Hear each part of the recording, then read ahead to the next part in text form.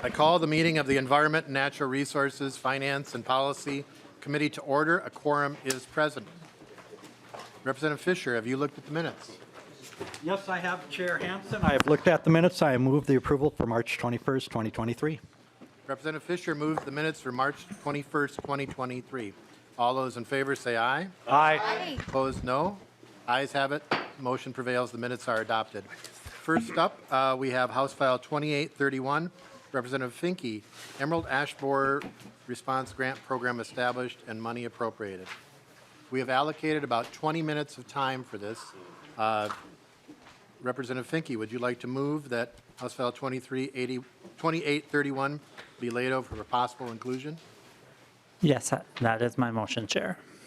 And Representative Finke, I believe you have a DE4 authors amendment, and I believe there are some technical changes from House research you'd like to incorporate. So if we could maybe have Ms. Taylor just walk through that DE and note the incorporations as she goes through. That would be great. Thank you, Chair. Mr. Chair and members, I'm going to walk through the DE4 amendment. It's a delete everything amendment. Section 1 is a reworking of the grant program that was in the original bill.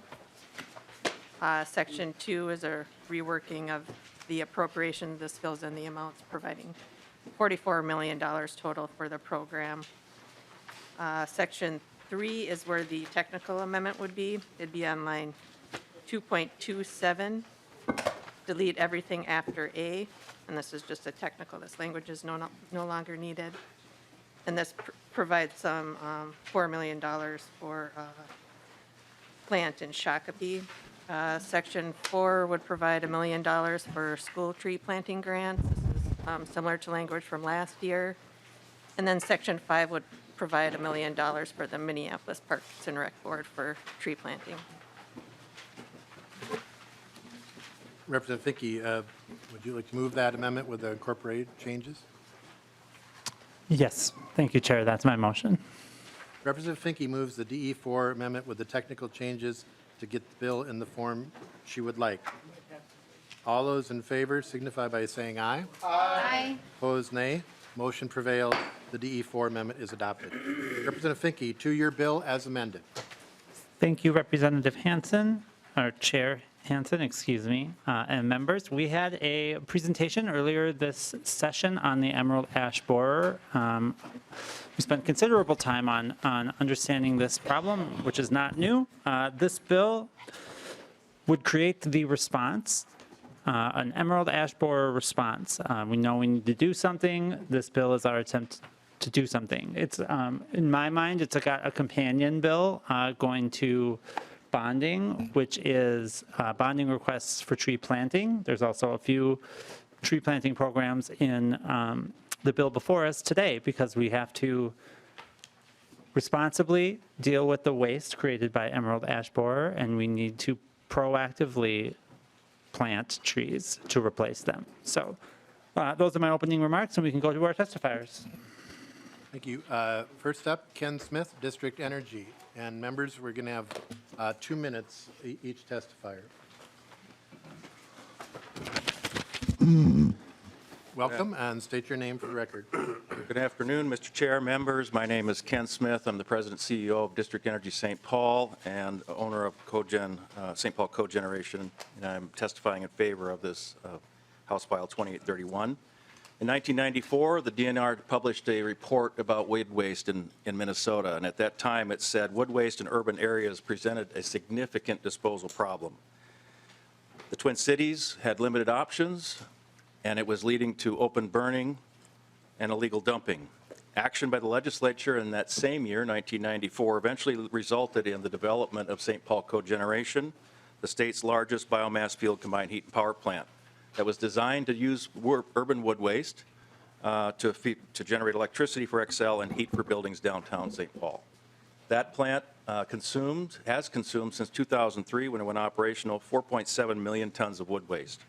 Unfortunately, the plant is facing closure in 2024, and we're needing, and that's at a time when wood waste from EAB is rapidly increasing. When the policy and economic environment for biomass has changed and evolved, the need for this plant has not. The data shows that St. Paul Cogen is the most indispensable plant in the metro area dealing with wood waste. We're dealing with about 2/3 of the wood waste according to a recent study that was published for Hennepin, Ramsey, and Washington counties. It actually stated without St. Paul Cogen's processing capacity, it's impossible to absorb the current material volumes through other offtake channels. The 2019 EQB report indicated that about 1.7 million tons of tree waste will be needed to handle in just the 7-county metro area from EAB. If this plant ceases operation, there is no realistic alternative in place or planning to deal with the 250,000 tons we use each year. The potential that this plant could close in 2022 caused the legislature to act in 2021, and that bill allowed us to work for 2 years under a PPA with Xcel that was approved by the Public Utilities Commission, and that allowed us time to try to find funding solutions to keep this plant operational. Originally, we were able to pass all of the cost of operating and using biomass on through our cost to Xcel and to District Energy St. Paul, but we can no longer do that. And so the plant is upside down financially. It costs more to generate the energy from it than we can collect in revenue. The limitation has also been placed on how much we can charge for the electricity to Xcel. That was part of the 2021 legislation. And so that, coupled with inflation, has made the situation financially unsustainable. Financial projections indicate that we need $20 per ton to make the economics viable. Now, we've had a lot of discussions about this over the years, MPCA, DNR, MDA, counties, cities, and a variety of stakeholders. And there's widespread agreement that this facility is needed to deal with tree waste. Without it, the volume of tree waste that manages will quickly overrun the remaining capacity options. And then it is expected the region would have to revert back to using open burning, producing significant air quality impacts. We are proposing the new grant described in the bill, $35 million, one time that we would use over the course of 7 years at $20 per ton. If we're using 250,000 tons of wood waste annually, that gets you to $5 million a year over 7 years, $35 million. The funding would preserve our ability to remain financially viable and operational during the period when MDA projects EAB will peak in the metro area. 7 years provides the certainty needed to make the investments necessary to keep the plant reliable and safe. It's important to note that with St. Paul Cogeneration operating, approximately 80% of the cost of dealing with 250,000 tons of tree waste is covered by energy sales. Without it operating, there will have to be something else done with all that material and the cost that needs to be determined. Action by the legislature was needed in 1994 to address wood waste and resulted in St. Paul Cogeneration. We strongly urge you to support this bill now to keep St. Paul Cogeneration operational. I want to thank you for the opportunity. Thank you. And we provided some extra time as we had a cancellation on the schedule. Victoria Reinhardt, Partnerships for Waste. Welcome, and state your name for the record. Good afternoon, Chair Hansen, members of the committee. I'm Victoria Reinhardt, Ramsey County Commissioner, and I'm Vice Chair of the Partnership on Waste and Energy, which is a joint powers board consisting of Hennepin, Ramsey, and Washington counties. I'm here today to provide strong support for House File 2831. Ash trees in over 40 counties, including Faribault County, which was just added this morning, have been found to be infested with emerald ash borer, or EAB, including all of the 7 metro counties. It continues to spread across the state, creating a growing surge of wood waste that requires responsible management. District Energy's St. Paul Cogeneration facility offers the only practical option at this time to manage wood our residents bring to Ramsey County's yard waste site, which alone fills 1,000 semi-trailers each year. If the DNR commissioner decides to require a tipping fee as allowed on line 2.9 of the amendment, I would ask the committee to remember that will result in increased costs for counties and their residents.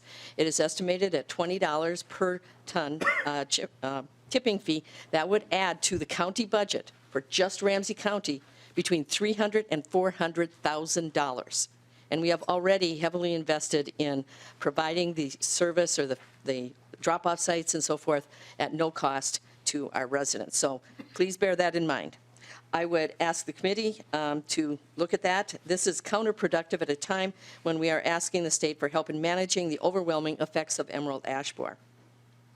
As you've heard, District Energy's ability to continue to provide this critical function is uncertain after 2024, and we cannot afford to lose this option.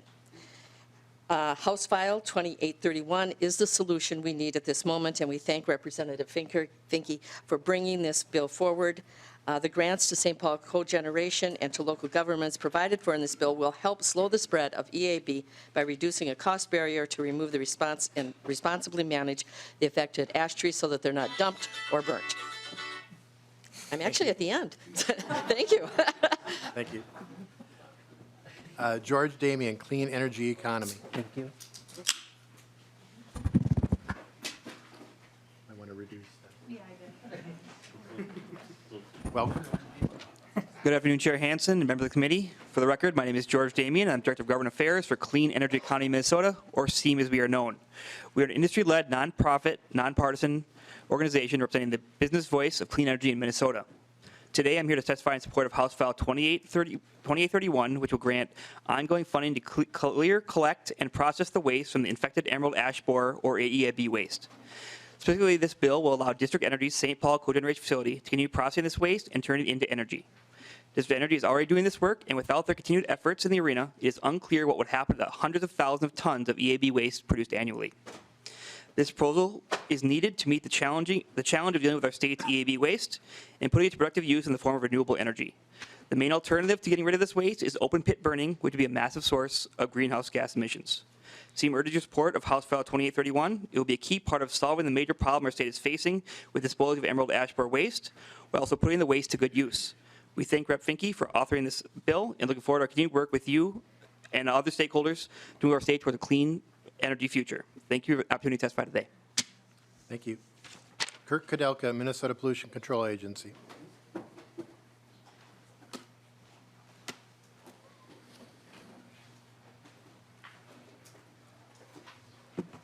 Welcome. State your name for the record.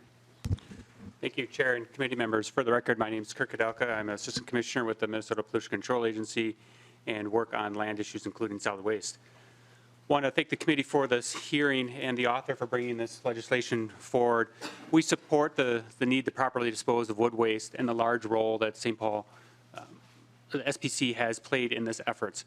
We've helped advocate for the extending of the funding through the PUC process and worked and held various meetings with wood waste generators to find a solution to help the long-term viability of the location. So we appreciate the conversations we've had with the author earlier today and also with the company over the last few years. We know this is a very difficult conversation, but we want to make sure that all the options are on the table. I want to bring forward one additional one, and that is tip fees. We look at this issue through a lens of there are multiple parties benefiting from St. Paul cogen, and so we also believe multiple parties should contribute to the solution. There are three main groups that are benefiting: Xcel Energy and its customers from renewable energy and baseload, District Energy users that are getting the heat and steam, including where we are today, and wood waste generators. Only two of those right now, the first two, are contributing to the financial solution to this effort. Tip fees are a reasonable and credible path forward and should be part of the conversation as we look at a potential mix of solutions. This is similar to other waste processing and disposal efforts that all have tip fees. Currently, for instance, if a $20 per ton tip fee was assessed, that would be less than other vendors taking wood waste at this time, including $25 at Shakopee, Milwaukee and Sioux, $54 at SET, and $72 at Gertens, for instance.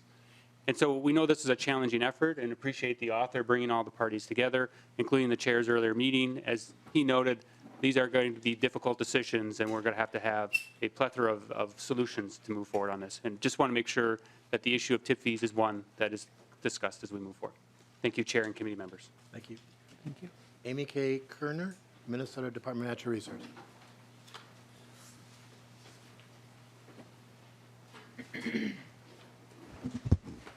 Good afternoon. I'm Amy K. Kerber with the Minnesota DNR, Division of Forestry, Outreach Supervisor. So current status of EAB, if you're watching the news, today it was just announced that the 40th county had a fine, Faribault County in the city of Blue Earth. And recently there was a fine of EAB in Moorhead, which is Clay County, which is a significant jump to the northwest. With these new infestations, we have continued need in communities for financial assistance to support treatment, removal and replacement of ash, as well as addressing wood waste needs. The 2020 Environmental Quality Board EAB report had a variety of recommendations to help advance things in Minnesota. Highlighting a couple that deal with waste have to do with assisting communities and counties with development to manage ash waste material in the highest and best way.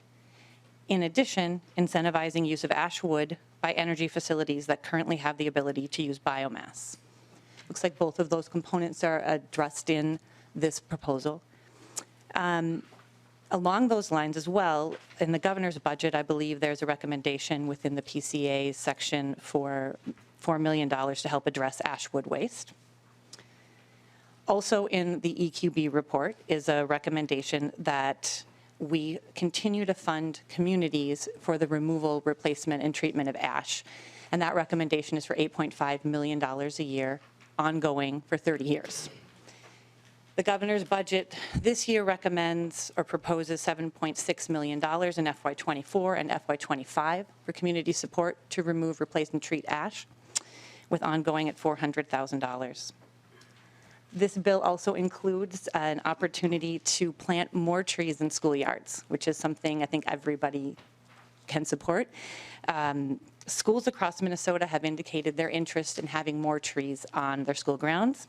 Provides an opportunity for schools to develop shade and nearby nature spaces for their students. There's many benefits to outdoor learning, makes lessons more relevant by using meaningful real-world experiences with the students. It increases knowledge gain and student achievement, develops young people's innate interest in the natural world as well.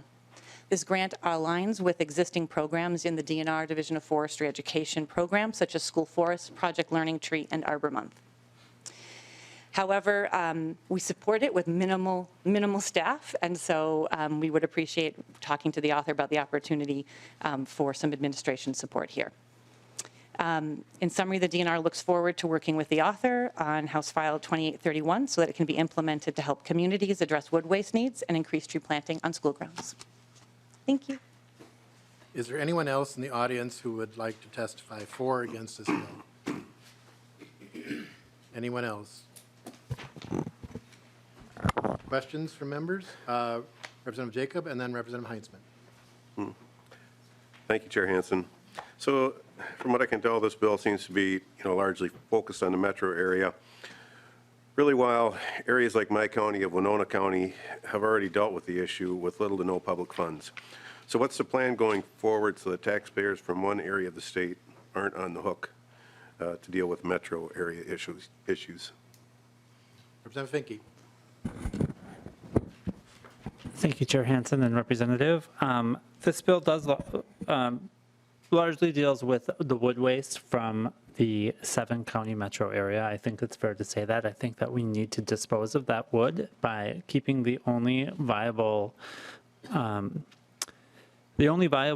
waste to scale program that we have in place. I don't think that the benefits of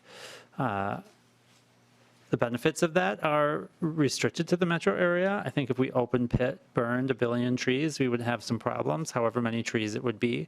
And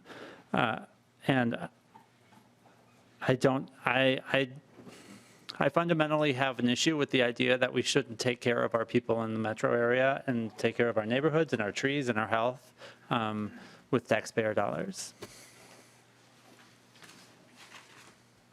Representative Jacob. Yeah, so one follow-up question. Waste energy seems to me like a good solution. We implement that heavily in my area of the state. So I'm wondering, how would this program work if we lived in the carbon-free by 2040 standards? Representative Finke. I think that's a great question.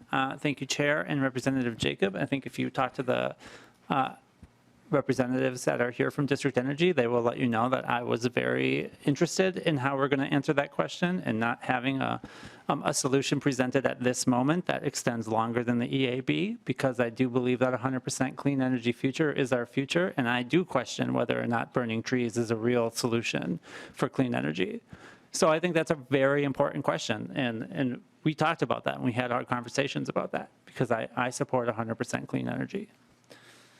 Mr. Smith, quickly. Mr. Chair, Representative, so biomass power is considered carbon-free at this point, carbon neutral at this point. And that is a determination both that EPA and the state of Minnesota supports that. So it is considered renewable, it's considered carbon-free or carbon neutral energy. To the earlier comment, we actually take tree waste from about 22 counties. So while the majority of our tree waste is coming from the 7-county metro, and as EAB is hitting harder and harder, it actually is, so it's pulling in closer. We have in the past taken material out of Olmsted and out of that area because they just didn't have another place for it to go. There's now so much material being generated in the metro area that we just had to pull in closer. Representative Heitzman. Thank you, Chair, and actually Chair Hansen. So you and I have been kind of around the discussion with District Energy for quite some time. I think that both you and I have had folks from District Energy in our offices at one time or another over the last decade. And I'm very favorable to what District Energy does in resolution of this problem, but just kind of winding the clock back because there was a time when there was legislation that lowered the rate per kilowatt, right? You and I were there for that. Did we create this problem? Did the legislature create this problem where now District Energy is financially underwater by statutorily cutting the rate that they were allowed to charge? So I think we did create the problem for 10 years of not providing a response to prevent, to have a program in place. When Emerald Ash Borer came in 2009, I think the legislative investment was $2 million or $4 million. My memory gets a little foggy. And then it was zero, year after year after year, zero. No grants, no nothing. And the bug spread, and it kept spreading, and it kept spreading. And there were bills. We sat through these hearings. There were bills introduced, but in an era of austerity, then there was no money spent. Maybe a little bit on LCCMR, Environmental Trust Fund, but nothing of the scale needed to contain the areas. So what we have now is we have a massive amount of dead wood. And it is, all you have to do is drive around pretty much anywhere in the state, whether it's a farmstead windbreak, whether it's in a state park, whether it's on the Capitol grounds, whether it's in our neighborhood, there's dead trees. And the problem we've got is they're going to come down. And we waited too long on trying to contain that. And whether we had years of debate over treat or take, we did neither. We did neither. And so the trees, now we're stuck. So I do believe the legislature has responsibility in getting us in the mess we're in. There's a no-win solution here. I don't think it was the case on the rate. I think it was a case in not preventing and not reacting quickly enough with the dollars, like we did, frankly, as a state with Dutch elm disease in the 70s. We threw everything we had at it, and it wasn't pretty, but we stopped it. Stopped it or took it down. And so, unfortunately, we made the mistake of planting ash after those trees, and now we're stuck here. And we have to have a different approach of not the same trees, not the same species, not the same ages when we replant. And what Representative Finke has brought us is a comprehensive approach. I'll be real blunt. Do I want to give District Energy $35 million? No, I don't really want to give them $35 million. I would rather we were planting trees in that. But what are we going to do? So my constituents, or all of your constituents, when they take the trees to the city dump, where do they go? That's not the end of them. They're going to him. They're going to District Energy. And if it closes, we have nowhere for them to go. So we are responsible. We're responsible for this situation we're in now. And we've got to solve this problem. Mr. Chair. Yep. Representative Heitzman. Yeah, Mr. Chair, so the question I was asking is, did the legislature's intervention into the rate paid by those in the service area of district energy or XL energy subscribers, did that result in this deficit, which now the entire state of Minnesota, every taxpayer in the state, is being asked, I think, to chip in to some extent. And I think that it's important to at least acknowledge that that likely created a problem that we're now having to talk about today. This may be the way to fix it, but it may not. And I think that on the record that needed to be at least acknowledged, that the legislature stepped in, lowered the allowable rate. And if I've got the information incorrect, if I'm remembering incorrectly, correct the record. But I think that that is the case.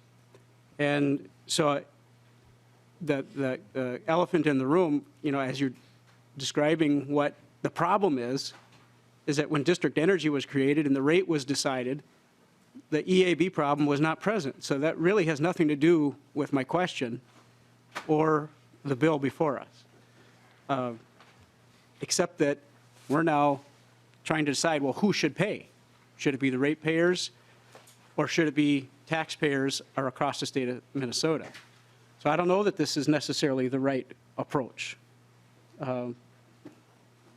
If Representative Finke has some insight into that, I'd be interested, but there's a number of things that I think we could characterize as concerning in the bill.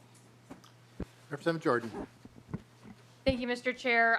And just to be very clear, Minneapolis taxpayers have paid for the removal of emerald ash borer. The park board has had to use property tax levies to pay for the removal. And to be even more clear, the people of Minneapolis did not cause their trees to become infested with emerald ash borer. And so we need to do something as a state about this, because right now people are paying for it. But this is a statewide problem. This wasn't something that the park board just introduced pretty little green bugs because they're pretty or fun or something. This was an invasive pest that happened. We need to take action about it. We have taken action, and the people of Minneapolis have paid for it, even though they didn't cause this problem. I think this is a good bill. I think it's important that we as a state take care of our assets, and that includes our trees. It also includes the waste that happens when we have to remove these trees. And so thank you, Representative Finke, for all your work on this. I also, I think this is important. I would also like to work with you a little bit more to work on how we can help with tree removal, especially for low-income Minnesotans who are often faced with a special assessment that happens when a tree needs to be removed from their property. So I know you have money in here specifically for the Minneapolis Park and Recreation Board, which has done just yeoman's work on addressing the emerald ash borer issue. So thank you for this work, but I do think that this is an important issue that does extend well beyond the metro. And this wasn't a problem that was caused by the metro. It wasn't a problem that was caused by greater Minnesota either, but it is a state problem, and the state has the resources and should make sure that we're taking care of the people who live here and the trees that make their lives healthier and better.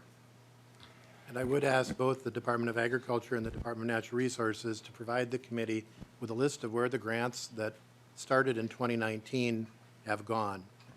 And they didn't start until 2019, and there's a reason for that. Representative Finke. Thank you, Chair Hansen, and for your remarks, Representative Jordan. And to your comments, Representative Heinzman, I don't disagree with a lot of the questions that you're raising, and I think if you talk to the stakeholders in this, I've had a lot of conversations about this, and I don't know if this is the right approach, but I have gotten to the point where I think it's the best approach. I wanted to come and plant trees. I wanted to be the tree lady, as Representative Jordan called me at the beginning. But that meant I wanted to plant trees, right? And having to deal with this problem, which is extremely complicated, and really nobody really wants to be fixing this problem in the circumstances that we have to. But that's what we're here to do, and we have to make hard compromises. And we'll continue to work on this. I've had 3 or 4 more conversations just today since we drafted this amendment. So we're still working on it. But I do think it's the best thing that we have right now, and I think we have to do something. Representative Scrabble. Thank you, Mr. Chair. Representative Finke, you have $1 million for the Minneapolis Park and Rec Board for a tree planting appropriation. I know from my experience in Ely, we've replaced numerous trees in our park from the emerald ash borer throughout our town. But again, we did, I think, what Representative Jordan said. We assessed our people and we paid for it. I'm just curious why just $1 million for Minneapolis, and do any other park boards in the Met Council area get any, or just them? Thank you.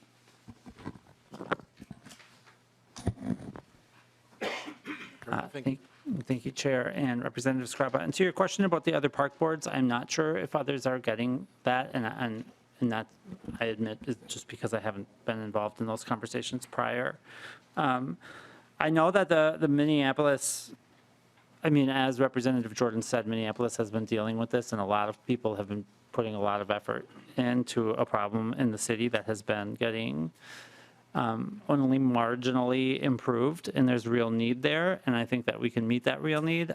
If somebody on the committee has more detail as to why this one is the one that's here, I'd be happy to take it. But I think that Minneapolis has demonstrated the need for this money to deal with this problem in a way that I want to be able to respond to. If Mr. Rice could answer the question, and then we will be moving to a vote after that. Sure. Thank you very much, Mr. Chairman. My name is Brian Rice. I'm an attorney and lobbyist for the Minneapolis Park and Recreation Board, and I applaud you, Representative, and you, Mr. Chair, for bringing this forward. This emerald ash borer question is just major. It was almost 15 years ago that the Park Board came to this committee. Representative Loeffler worked on the issue, as you pointed out, Mr. Chair. Since from 2013 to 2021, the Minneapolis Park and Recreation Board levied $5 million a year and removed 40,000 ash trees on public property. And we're directed to do that by state law. We're now in the process of removing an equal number from private property in the city. It was an enormous cost. We had asked for appropriations. Representative Loeffler was really a leader on this year after year. And I know that in southeastern Minnesota, it was Representative Davids in 2009 moved on the floor an amendment for, and you were right, Mr. Chair, it was $2 million. Your memory, you might have more gray hair than then, but your memory is as keen as ever. It was $2 million. It came from legacy, and that was really the only significant appropriation to move forward. And I think this is a problem that we're going to face for a long time. And you were right about the emerald, or being Dutch elm disease. The legislature in the 70s, I think, appropriated $40 million over 2 years, and that was huge. So thank you. It's a challenge, especially in your district, Representative Scriba. You know there's more ash in your section of the state than anywhere almost in the world. Representative Scriba, and then thank you. Thank you, Mr. Chair. I'll just be brief. Yes, and it's kind of in greater northern Minnesota up there, we have a lot of with this issue. But I just go back to, I realize the city of Minneapolis spent a lot of money, as we did up there. I'm just curious why the taxpayers of Minnesota are going to reimburse them and not everyone else. That's all. Mr. Rice. Mr. Chair, I think the case would be that Mr. Chair, Representative Scriba, by bringing this issue forward and addressing it, I think the Park Board not only served its constituents, but all of the land around us. The Park Board owns land not only in Minneapolis, but in 7 suburban communities, and we determined that this was and is and remains an existential threat to the tree canopy, not only the urban area, but greater Minnesota. And it was $40 million in an 8-year period to do it. And we'd ask the legislature to do it. We still have a lot of work to do. I mean, and I'm sure your community does as well. And we would support other communities coming forward too and asking for assistance, because it's real. It's a real and present danger, and has been for decades. The bill's being laid over, and we're not voting it out. It is laying it over. So Representative Finke, you're willing to work with people as this moves forward? Representative Finke. Yep, thank you. And any closing comments, Representative Finke? Thank you for the discussion. Thank you, Chair, for your work on the bill. This is a complex bill, and I've been having a lot of conversations. I welcome furthering them. We need to take care of this problem. We all know that. It's complicated, but we have to take complicated work seriously. Representative Finke renews her motion that House File 2831 be as amended, be laid over for possible inclusion in an omnibus bill. The bill is being laid over. Representative Tabke, House File 2348, shooting sports facility grants funding provided.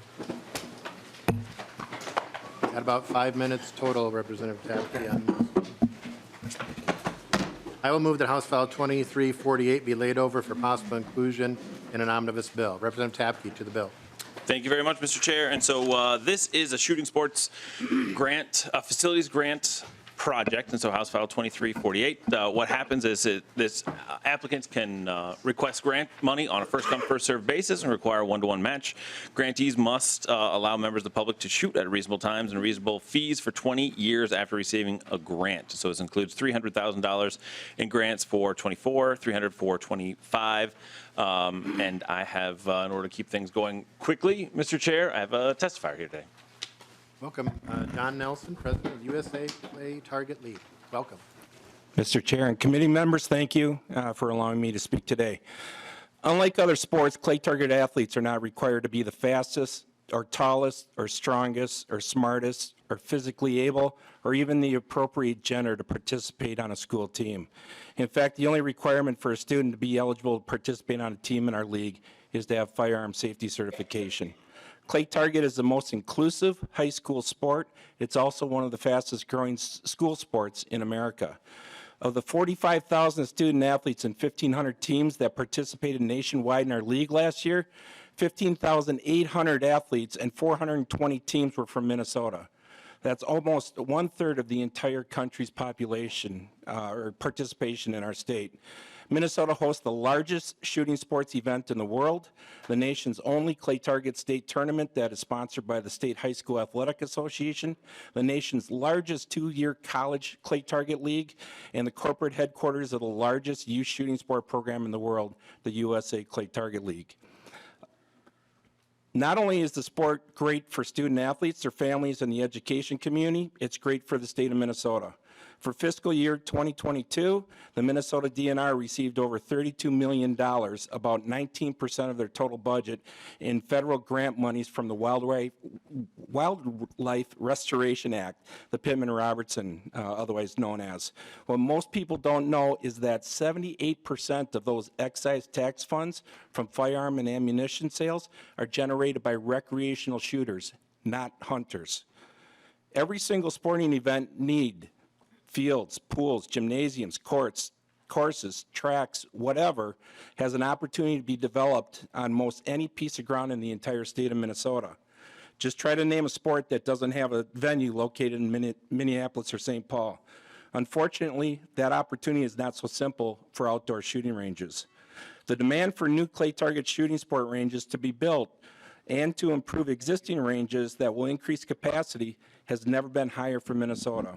So it is vitally important for the state to support this shooting facility grant and any future shooting sport venue needs as all of us continue to create the next generation of outdoor stewards. Thank you. Tom Casey, Friends of Minnesota Scientific and Natural Areas.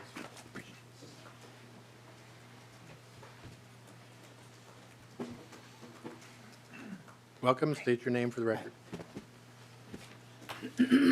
Good afternoon. My name is Tom Casey. I am the board chair for Friends of Minnesota Scientific and Natural Areas. We provided a 2-page letter as our written testimony for the record. The end of the letter lists some organizations and a notable individual who signed on to our support letter. With limited time, I'll point out 2 of them. The first one is the Minnesota division of the Isaac Walton League, and the second one is someone I'm sure familiar with, and that's Mr. Carol Anderson, who, as you recall, testified last week on the lead issues pertaining to the Minnesota Swan Protection Act. So I'm going to briefly summarize my letter. First of all, and I really want to emphasize this, is we support shooting sports as an important part of our national heritage. We support shooting sports. But second, however, we're concerned about the present language of the bill, and we've informed Representative Tabke about this prior to our meeting today. Simply stated as written, the taxpayers will subsidize the proliferation of toxic lead in the environment, as written. So our written testimony provides language that would add 2 conditions to the grant. First would be that the facility uses non-toxic ammunition only, and second, that the facility provides an educational component regarding the toxic effects of lead ammunition and the non-toxic ammunition alternatives. So in conclusion, these grants, subject to the 2 conditions I just mentioned, will provide incentives that will enhance the reputation of the shooting sports facilities as conservationists. It will enhance their reputation already, even more so as conservationists, and will allow people to participate in this ever-growing sport without adversely affecting the environment. So in closing, we'd be honored to accept an invitation with Representative Tabke and others to refine the bill so they can move forward and protect Minnesota's natural resources and people. Thanks very much. Thank you. Is there anyone else in the audience who would like to testify for or against the bill? Anyone else in the audience? So we have Representative Lislagard and then Representative Scrabble. Representative Lislagard. Well, thank you, Mr. Chair, and to Representative Tabke, thank you so much for bringing this bill forward as is. I would support it as you written, so thank you so much. This is good for the state, it's good for the kids, and it's something that we need to continue. Thank you. Thank you. Representative Scrabble. Thank you, Mr. Chair, Representative Tabke. As a trap shooter myself, this is very good to see. Our high school has a team. My community college in our community has a team. We get to work with these kids all the time, helping. Nothing greater than seeing how many women are involved now in trap shooting and getting involved and how great of a shot they are. I mean, it's phenomenal. It's just awesome to watch in our community. One of the things I'm looking for is there a reason why you're not asking for $1 million? Thank you, Mr. Chair. Representative Tabke. Mr. Chair and Representative Scraba, we are working to be very fiscally conservative in the DFL side of things this session. And this was what came forward from the advocates as to what they would like to see and what the demand would be for this program. So that's what we went with at this time. But there's always a future change that we could make to it. Thank you. Representative Purcell. Thank you, Mr. Chair. Thank you, Representative Tabke. I'm curious your response to the second testifier and their suggestions. Yep. Representative Tabke. Mr. Chair and Representative Purcell, yes, I absolutely hear exactly what they're saying, and I think it's important that we continue to work to minimize lead in the environment for sure, but this bill is not the appropriate place to do that, and happy to work with them on other things in the future. Representative Purcell. Representative Tabke, any closing comments? Mr. Chair and members, thank you very much for the bipartisan support for this bill. It's really good. Shakopee has a trap shooting team, and they do really great work, and it will help folks all over the state. So thanks to Representative Heitzman and Representative Brand. I think Representative Schultz are all on the bill with me as well, and so I just appreciate the support and bipartisan support in this moving forward in the omnibus bill. I renew my motion that House File 2348 be laid over for possible inclusion in omnibus bill. The bill is laid over. House File 1130, Tabke, cities authorized to adopt pesticide control ordinances. I will move that House File 1130 be laid over for possible inclusion in an omnibus bill. Representative Tabke to the bill. Thank you very much, Mr. Chair and members. To continue with the absolute love fest on my bills today, we've got, oh, is that what it's going to be? We have House File 1130 today. So this is a bill that is supported by cities. So I'm a former mayor of Shakopee and support local control anywhere that makes sense and works well for the state and for those communities. So what this bill does is really a very simple bill. It allows cities to make choices that eliminate and restrict the use of pollinator lethal pesticides in their community. So this is not a bill that affects the entire state. This is not a bill that makes any changes right now. What it is if a city wants to eliminate the use of pollinator lethal pesticides in their community, it allows them to do that and have local control over those decisions, Mr. Chair. And you have a couple testifiers. Aaron Roop, Pollinate, Minnesota. We'll do 2 minutes each. Lovely video. Hi. Hello, Chair Hansen, members of the committee. My name's Erin Roop. I use she, her pronouns. I run Pollinate Minnesota. I'm a mom of 2 kids. I'm a constituent of Representative Jordan's. I'm a beekeeper. I started my organization to offer experiences with honeybees as a teaching tool for schools. I've connected with 40,000 Minnesotans with live honeybees since I started this work. The bill before you today has a dual history. In Minnesota, this bill was introduced in response to a pesticide kill of my hive at a school in 2013. I teach with honeybees. I offer these classes to everyone, mostly kids. Children deserve opportunities to be with insects, to deserve to see the cool things that they're expert in their own neighborhoods. And insects are struggling right now. In the places that we've tracked, total insect biomass has gone down by 75% over the last 30 years. Minnesota beekeepers lost, on average, 58% of our colonies this year. These declines have only grown since I lost that hive in 2013, in spite of your significant taxpayer investment over the last decade, because we haven't taken the necessary steps to mitigate pesticide exposures that this bill would allow cities to take. Current legal pesticide use isn't just harming kids' teaching tools. Legal pesticide exposure causes devastating health outcomes in Minnesota, and I encourage you all to read Bonnie Wirtz's heart-wrenching testimony closely. The second story is that in the late 1980s, pesticide drifted onto a school bus, harming the children inside in California, and the county there changed their pesticide law to be more protective in response. The pesticide industry then went state by state, passing pesticide preemption laws, state by state, all but 4 to 6 states maybe, all in an effort to prevent counties from protecting their own children. And I would encourage you to think about why that happened. My last point, I'm going to skip. I'm grateful for you all for demonstrating your leadership in so many ways here in Minnesota, and I encourage your support of these small steps towards change today as well. Thank you. Thank you. Daniel Papineau, True Grain.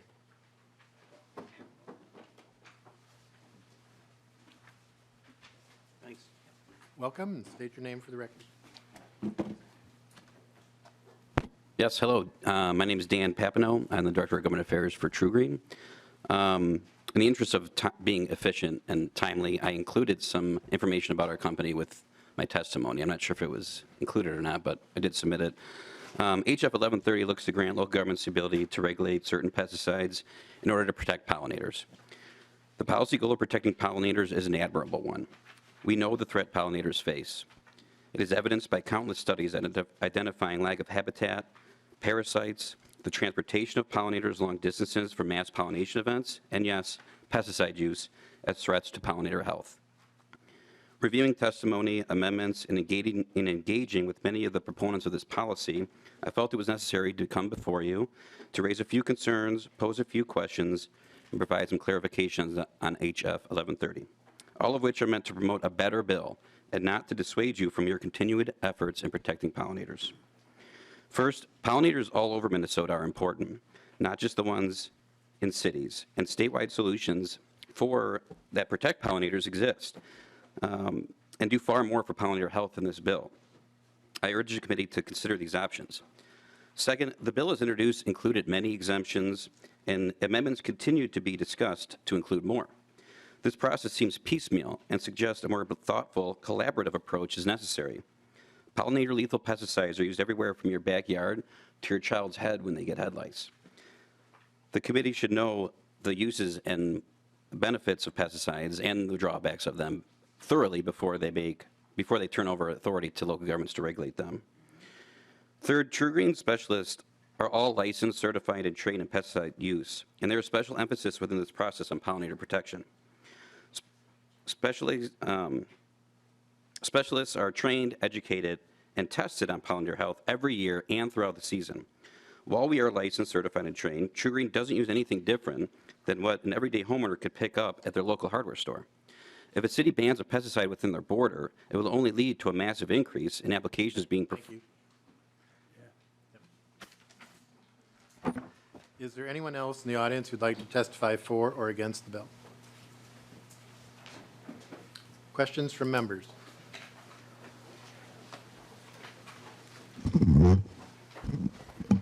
Representative Jacob.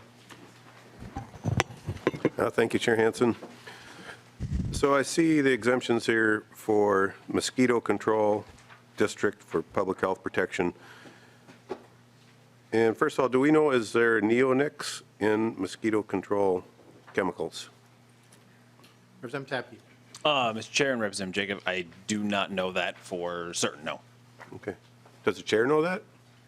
Representative Jacob, most of the mosquito control district pesticides that are applied are Bacillus thuringiensis, israeliensis, I think, BTI, which is put in a briquette that they're actually out putting in the marshes right now. Very little adulticiding is done, the neonicotinoids. So it's actually it's a living thing that is put in a briquette, dropped in the marshes, and works on the larva. It's a larvicide, but it's alive. And if there's anyone out there that would want to counter or confirm that, but very little adulticiding occurs. And again, most of the neonics are either a seed treatment or an injection application. So follow-up question then, I see exemptions for mosquito control in the metropolitan districts. What about statewide? Say like, City of Winona, City of Rochester in my area. Is this just an exemption for the metro area or is this statewide? Mr. Chair and Representative Jacob, this Metropolitan Mosquito Control District is an entity in the metro, and no one has approached me with any other mosquito control districts across the state. I would have been happy to put them in there if anyone had requested it. So if you know of anyone that needs to be added in here, this is being laid over, and we can absolutely work on that. Thank you. Representative Schultz. Thank you, Mr. Chair and Representative Tabke. I might ask for the Department of Agriculture if they're available to comment on this bill. Just curious about the Department of Agriculture's perspective on this bill. There are several people here. Mr. McAdams, are you? You can state your name for the record. Mr. Chair, committee, my name is Roger McAdams. I'm the Assistant Director of the Pesticide and Fertilizer Management Division, overseeing the regulatory. As far as this bill is concerned, it really does not impact the Department of Agriculture because it only gives cities the ability to ban or restrict a certain mechanism. Our only role is we are required to put together the list of pesticides that would have those requirements on the label. That's the only impact it has to the department. Thank you, Chair. And so hearing that and hearing that that does have some jurisdiction, and I'm reading a little bit that it does, is the plan for this bill, is it going to go to the Agriculture Committee, or what's the path for this bill? Representative Schultz, it was heard in the Agriculture Committee and came here based on the path that it took 2 years ago. Thank you. Representative Schultz. No further comment. Representative Gilman. All right, thank you, Chair, and thank you so much just for this opportunity just to ask a couple quick questions in regards to pollinators. I think about, when we think about mitigating pests that could cause unwarranted problems like Lyme disease, things like that. So if a city does ban, or a county, city bans this product, could people still not go to a big box store, get things that they need to apply to their lawns? And who's going to regulate that? That's what I'm just curious about. With just the prevalence of Lyme disease in Minnesota, our family's been impacted by it, and just curious about that. Yeah. Representative Tabke. Mr. Chair and Representative Gilman, what I think is the great thing about this bill is that it doesn't require anyone to do anything. So if a city wants to, if a city chooses and desires, because they think it's the right thing to do for their residents, to ban a list of use of pollinator lethal pesticides, they can do that, and they will discuss with their residents and have a robust discussion at that point as to what makes the most sense for their community. So they can choose, and they don't have to do things. There's no prescribed results in this bill whatsoever as to how people have to interact with this and can use it. It just allows them to, and they can go through a robust conversation with their community and figure out what works best for them at that time. Representative Gilman? Yeah, I'm just, I do love the idea of local control, but I'm concerned, again, when we talk about pollinators and different things and what actually is impacting our pollinators in the state, it's not just pesticides, it's other diseases, climate change, we talk about climate change here, can impact hives and the health of hives, different diseases, things like that impact bee health. And I really am concerned that if we bring this to certain towns and cities that where a small board may make a decision and the impact on actually physical health of people because of the other things that these chemicals can take care of. The harm to our dogs with Lyme disease, different things like that. And I'm concerned that we should have more talks about how this could impact a lot of our communities, not just in the city, but rurally, like in a big way.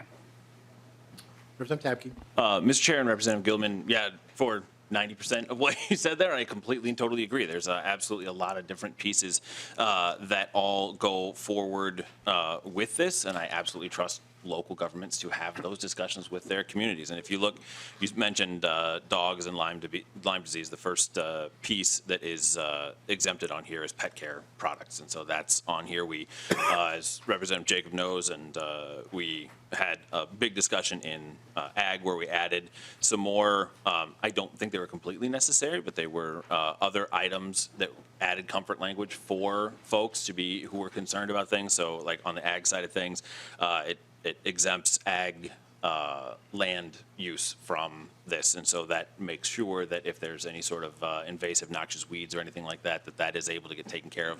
But I fully, with this kind of decision, I fully and completely trust that local jurisdictions will be able to take care of those decisions. Representative Burkle? Thank you, Mr. Chair. And then Representative Heinzman. Okay. Thank you, Mr. Chair. Representative Schultz kind of covered my question, but and I really was curious about, Department of Ag's role and where this was going after environment. I'll just make a quick comment. As the delegated authority, I'm just kind of, I guess my concern is, does the Department of Ag have that authority to delegate as the federally delegated authority from EPA? I don't know. It just seems uncertain to me whether or not MDA has the authority to delegate this to the cities, but it just creates such a patchwork of regulations across the state, and especially in light of the commercial applicator testimony we had today, I just have concerns about how people are going to apply this, but my questions were answered. Thank you. Representative Heinzman. Thank you, Chair. Just looking back at line 2.4 and then following that up with the exemption for the Metropolitan Council or Metropolitan Mosquito Control District, excuse me. I think that Representative Jacob was trying to drill down on that a little bit and figure out, is it necessary or maybe is there a better way to do that?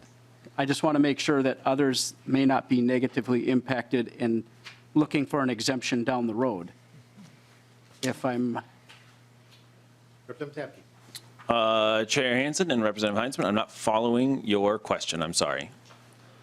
I'll try again, Heinzman. Mr. Chair.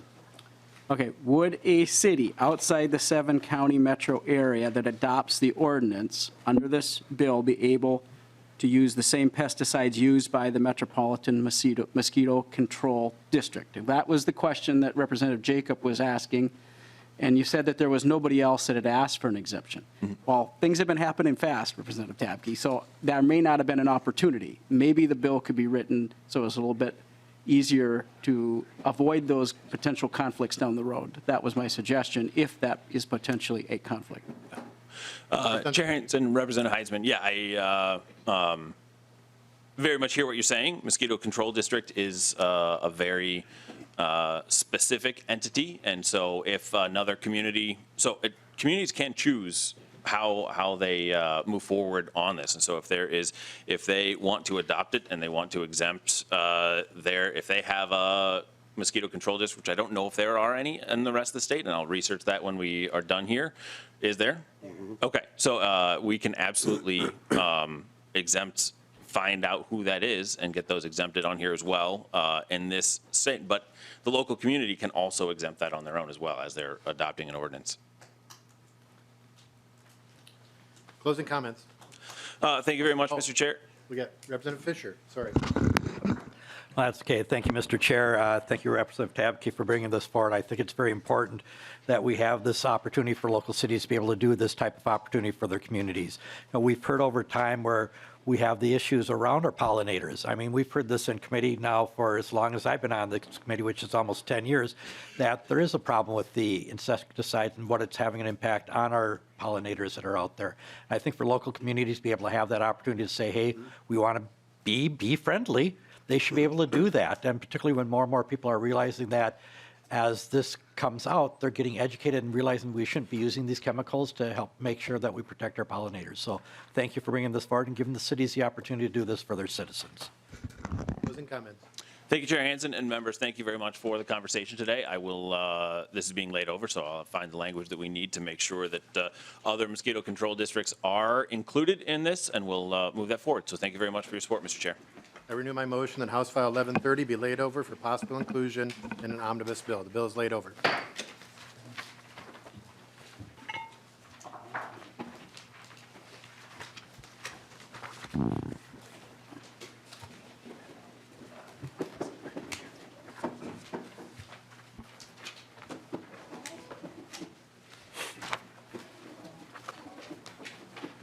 Next on our agenda is House File 1317. This is a Representative Hansen bill, as are the next couple.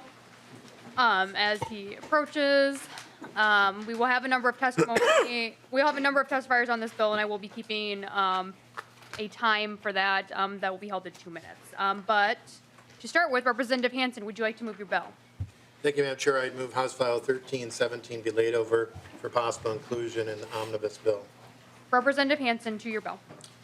Thank you, Madam Chair and members. House File 1317 is following a similar path as it did in previous years. Chair Vang's committee has heard this as well already, as it has done in previous years. This bill has been around, and it relates to seed treatments and disposal. And we have had testimony in front of this committee in prior years looking at the issue of how do we properly dispose of seed that is treated with pesticides. And the challenge has been that you have seed law and pesticide law, and there's a gap between those two. What this seeks to do is to have our agencies working together, and then it would provide for setting up and clarifying who's responsible. It has rulemaking on the disposal side, being with the Minnesota Pollution Control Agency, and the seed side being with the Department of Agriculture. It has prohibited disposal methods.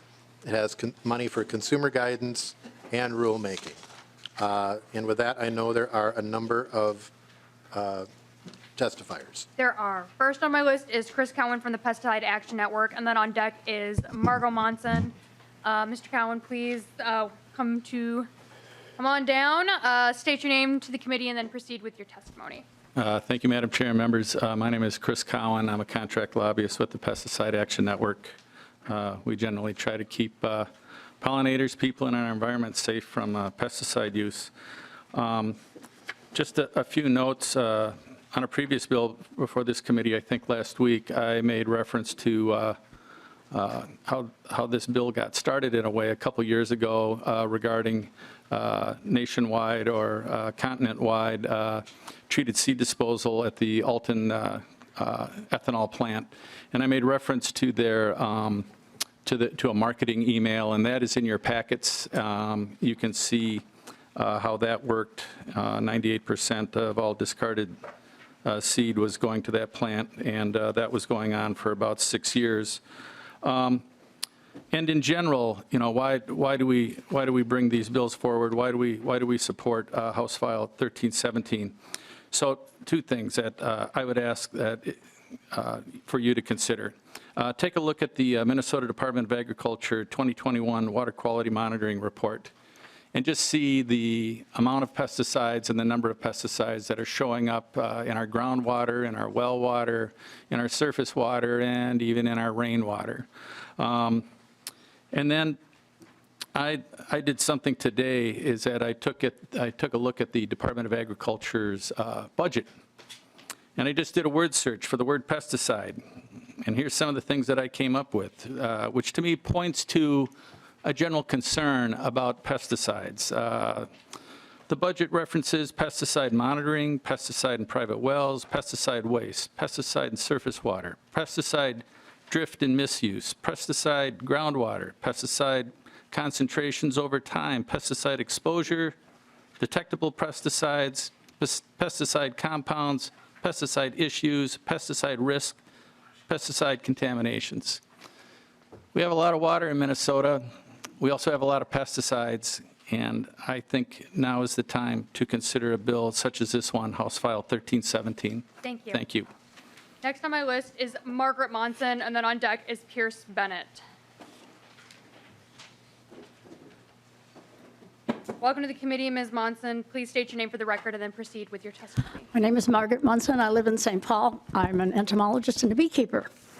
Chair Hansen and members, the news of the disaster in Meade, Nebraska that Chris Cowan just mentioned is still really vivid in my mind because of the disturbing photos and the scope of the environmental destruction that took place near the ethanol plant. In fact, it turns out there have been many environmental violations since it opened in 2015, but the plant continued to operate as a free drop-off for leftover seeds and saved farmers disposal costs.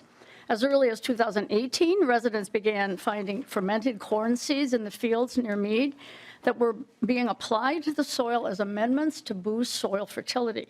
But in actuality, they were waste from the Alten plant that contained high levels of the neonicotinoids, leftover seeds from all around the U.S., stored outside in green piles covering as much as 30 acres.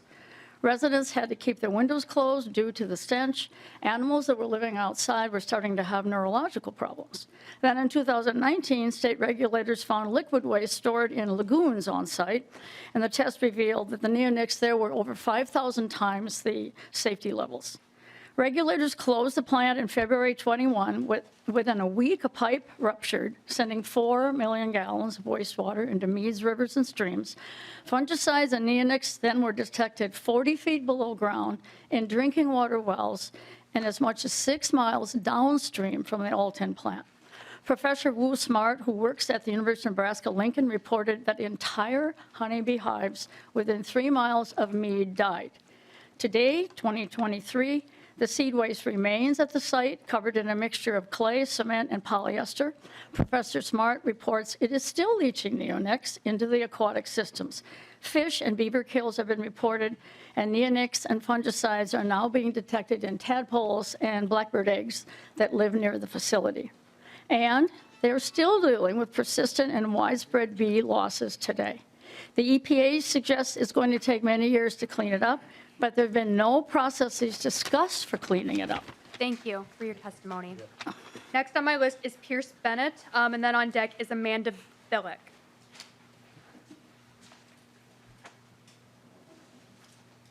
Welcome to the committee, Mr. Bennett. Please state your name for the record and then proceed with your testimony. Thank you, Madam Chair. Good afternoon, members of the committee. Representative Hansen, good afternoon. I'm here to testify to share some concerns on behalf of the Minnesota Farm Bureau Federation, where I serve as Director of Public Policy. My name is Pierce Bennett. Specifically want to talk about just use of these products and why farmers utilize them. And it is an important decision in their operations when they're choosing to use this technology. It's often utilized in a way to try to decrease amount of sprayed pesticide and also used as a way within precision agriculture to narrow down the scope of what they're doing when they're making these planning decisions. Specifically today, I just want to point to some of our concern around some of the future labeling requirements and if that could disrupt access to these products in the future. Specifically, that process being worked alongside with the EPA as they would be helping to define or approve new labels, and what that would mean if we have a Minnesota-specific label and there were to be a backup of product or ever needs where farmers were trying to get these seeds outside of the state of Minnesota, and if that would disrupt their ability to do so in the future. And so that's one of the main concerns we see here at the Farm Bureau, and just want to reiterate that, our farmers do their best to protect the environment and be stewards of the land, and they utilize products in this way to try to do so. And we would encourage, members of this committee and others to think of that as we're discussing bills like this and make these decisions. And look forward to continue having this discussion on this piece of legislation with the committee and Representative Hansen. And thank you all for your time today. Thank you. Next on my list is Amanda Billick. Please proceed. And then on deck, I have Bruce Clevin. And Ms. Billick, please correct the pronunciation of your name, state your name for the record, and then proceed with your testimony. Thank you, Madam Chair. My name is Amanda Billick, and I'm the Public Policy Director for the Minnesota Corn Growers Association. Thank you for the opportunity to provide a few brief comments on House File 1317. The Minnesota Corn Growers Association, we represent nearly 7,000 corn family farm members, and we do have a few concerns with the bill, which we've discussed with the author previously, which we appreciate those discussions. In order to keep this brief and really within the jurisdiction of the committee, I just want to make a couple comments on Section 8 of the bill, which is beginning on line 4.1. We agree that all of the prohibited disposal methods that are listed should be avoided to dispose of unused or unsold treated seed. MCGA and our members do take seed stewardship and the responsibility of agriculture pesticides and fertilizer very seriously. That includes the seeds that are treated with pesticides, whether they are being used for the current planting season or it's unused and or unsold treated seeds. So Section 8 proposes to add these prohibited disposal methods to the waste management chapter under the Minnesota Pollution Control Agency's jurisdiction. And we think it would be more appropriate to add these prohibited methods to the Minnesota Department of Ag chapters, either the pesticide control or the seed chapter. And we make this suggestion just for the simple reason that if a farmer has a question about the proper seed disposal or of unused or unsold treated seed, they're more likely to contact the Department of Agriculture than the Pollution Control Agency. So we hope to continue working with the author as the bill moves through the process, and thanks for the opportunity to provide a few brief remarks today. Thank you, Ms. Billick. Last on my list is Bruce Clevin. Welcome to the committee, Mr. Clevin. Please introduce yourself for the tape and then proceed with your testimony.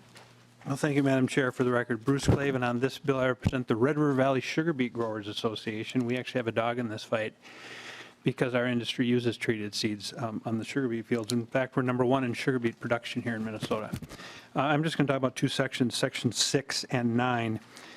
In Section 6, this requires a guidance document, and I just want to bring to the members' attention that the PCA did that. I did not prepare this as a handout, but they did this last year. It was in March of 2020.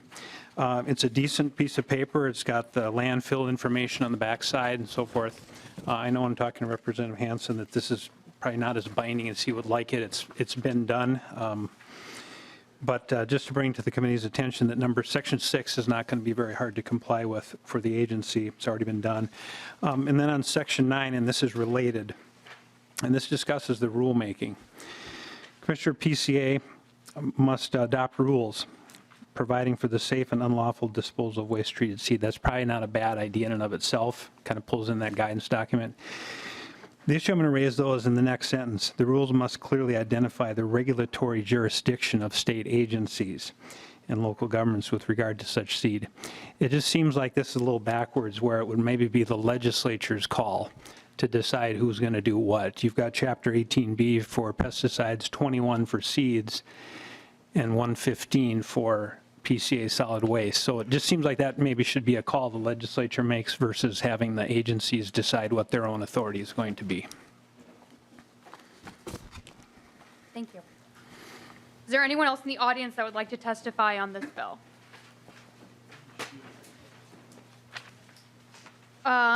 Okay, we will go to questions from members then. Representative Heinzman. Thank you, Chair. Is MPCA around? I'm thinking they are. I believe they are. I will let someone from the MPCA to come down, hopefully. And Representative Heinzman, as they approach, why don't you ask your question? Yeah, we'll see if I can say it loud enough so we can get it going here. I'm just wondering how long it's going to take, and is the $175,000 appropriated going to cover the workload and the cost? Welcome to the committee. Please state your name for the record. Madam and try to Chair. figure this out. members. My name's Dave Benke. I'm the Director of our Resource Management Assistance Division at the PCA. We did respond to the fiscal note request for this bill, and for our rulemaking process, we took a look at what this would entail and believe that the $175,000 will cover that. Representative Heinzman. Thank you, Chair. The other half of that was how long do you think it was going to take? And maybe that was covered, but I missed it. Madam Chair, Representative Heinzman, apologize for missing that part. The average rulemaking takes approximately 2 years to conduct from start to finish. This would be a fairly focused area, and it might take less time than that, but that's what we anticipated in the fiscal note in terms of time and cost. Representative Heinzman. Thank you, Chair. Just one last question, and probably for Representative Hansen. We've talked about this before, but just to discuss it one last time. Just how common is incineration? This bill keeps coming back, and I think that the number of cases that this has been an issue is relevant, and so if we could just quickly go over that again. Representative Hansen. Thank you, Madam Chair, and Representative Heinzman. I think the actual answer to that is we don't know.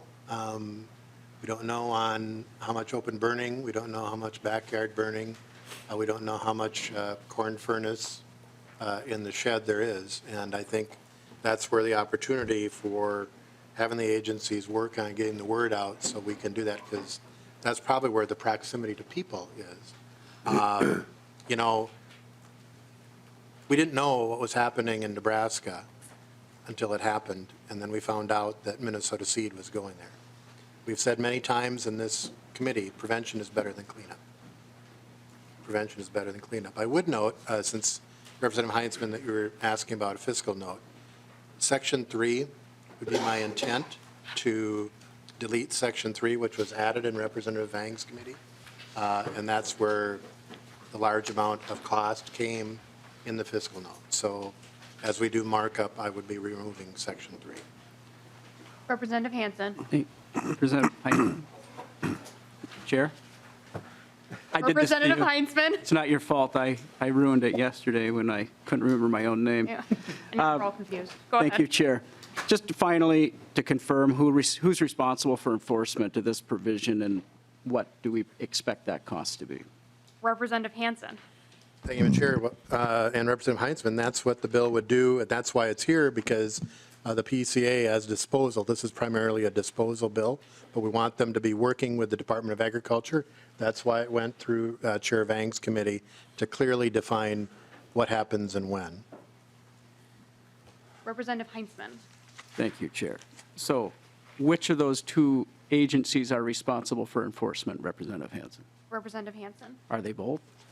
Thank you, Madam Chair. That's the problem we're trying to resolve, is we're giving that responsibility to rulemaking to clarify when one stops. Right now, the Department of Ag has the responsibility for the seed. Their pesticide authority only occurs when the pesticide is applied to the seed. That is the application. The Pollution Control Agency has the responsibility for disposal. When does that disposal start? And so we're defining in the bill unwanted seed, not seed that maybe is going to continue to be used. As you may know, sometimes the seed comes back, gets repurposed, and is used for food plots, distributed out. That's still a viable use of the seed. It may be given away or for a nominal fee. But when you determine that you're no longer going to use that seed that's been treated, then how does that comes into the Pollution Control Agency. And having that in rulemaking, rather than me just saying that here, and when we first brought this up, the agencies had challenges responding to that. I appreciate that they have done the fact sheet, but fact sheets come and go, commissioners come and go, legislators come and go, and we need to get this clarified, not only for now, but in the future. Representative Heinzman, and then I'm going to go to other members. Nothing further. Representative Jacob. Thank you, Chair Jordan. So I guess maybe more of a comment than a question. As a farmer who plants treated seeds, I keep track of literally not how much of a bag of seed I have left, but how many seeds are in each bag, how many seeds it takes to cover each acre of ground. the price of that seed is astronomical. I'm not going to let one of those seeds get away from me. And if I have a part of a bag left over from one year to the next, I'm calculating that into my next year's. Have we seen that it could be a problem? Potentially, but it's a very valuable product. I can't see myself or any of my neighbors or constituents in my area doing anything other than putting that seed in the ground as it was intended for. Representative Hansen, response and closing comment. I appreciate your stewardship. I think that's something we can try to encourage for a lot of people, but right now, there's been confusion, not a lack of clarity, and differences in perceived authority. This bill, I think, helps solve those problems, and I would renew my motion to be laid over for possible inclusion in the omnibus bill. Representative Hansen renews his motion that House File 1317 be laid over for possible inclusion in an omnibus bill, and the bill is laid over. Next on the agenda is House File 2564 from Representative Hansen. Representative Hansen, would you like to move the bill? I would move House File 2564 be laid over for possible, or this one is laid over for possible inclusion. This is the DNR policy bill, and I have with us the agency. Commissioner Myers, welcome. Welcome back to the committee, Commissioner Meyer. Go ahead. Madam Chair, members, thank you. For the record, Bob Meyer, Assistant Commissioner, Department of Natural Resources. House File 2564 is the department's annual policy technical bill. Actually, it's a little bit more than the annual bill because it contains some provisions from last year as well, so we can call it the biannual policy bill since we weren't able to get anything passed last year. It really focuses on three categories. If there's several categories, if you have your fact sheets in there, improving DNR business policies and practices, elk and deer management, natural resource improvements, and taking care of what we have, expanding issues for people with disabilities. I'm going to run through each section of the bill relatively quickly, describing those, and if we have questions, I can either take them, Madam Chair, as they come up or at the end of the walkthrough. I think we'll go to questions once we go through the entire walkthrough. So why don't you go ahead and proceed? Thank you. Section 1 of the bill allows us, it falls under the category of improving DNR business policies and practices.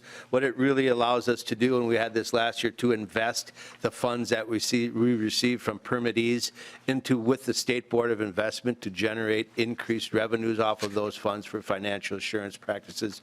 This practice came to us as we were reviewing some financial assurance options for permitting projects in the past, and one of the recommendations was to have that money earn money for us while we have it in our possession.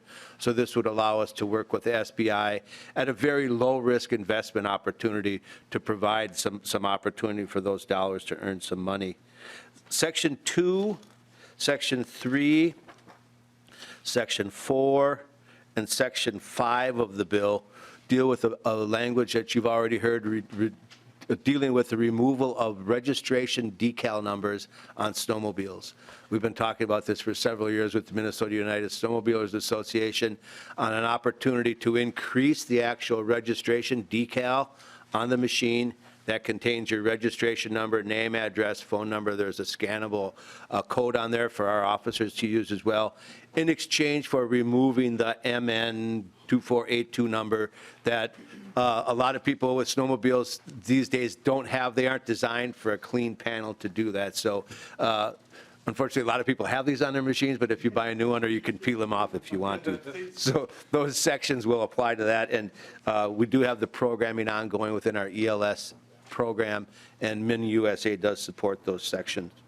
Section 6 of the program deals with improving our business practices sections of the bill, and really it removes a barrier in the Naturalist program, our Minnesota Naturalist Corps, that was established shortly after legacy programs came on board.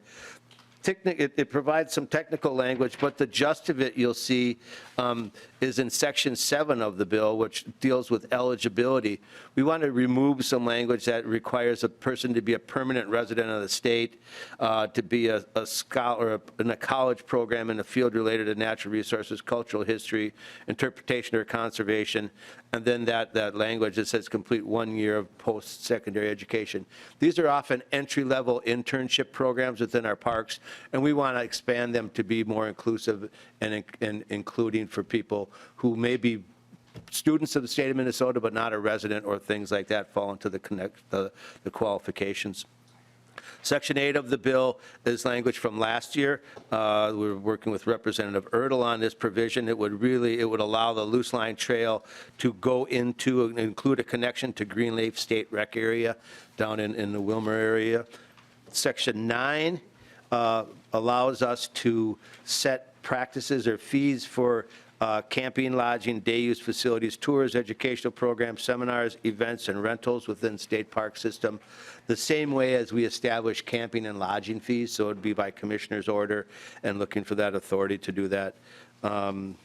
Moving on to section 10, this is a provision from last year's bill dealing with timber permit postmark date.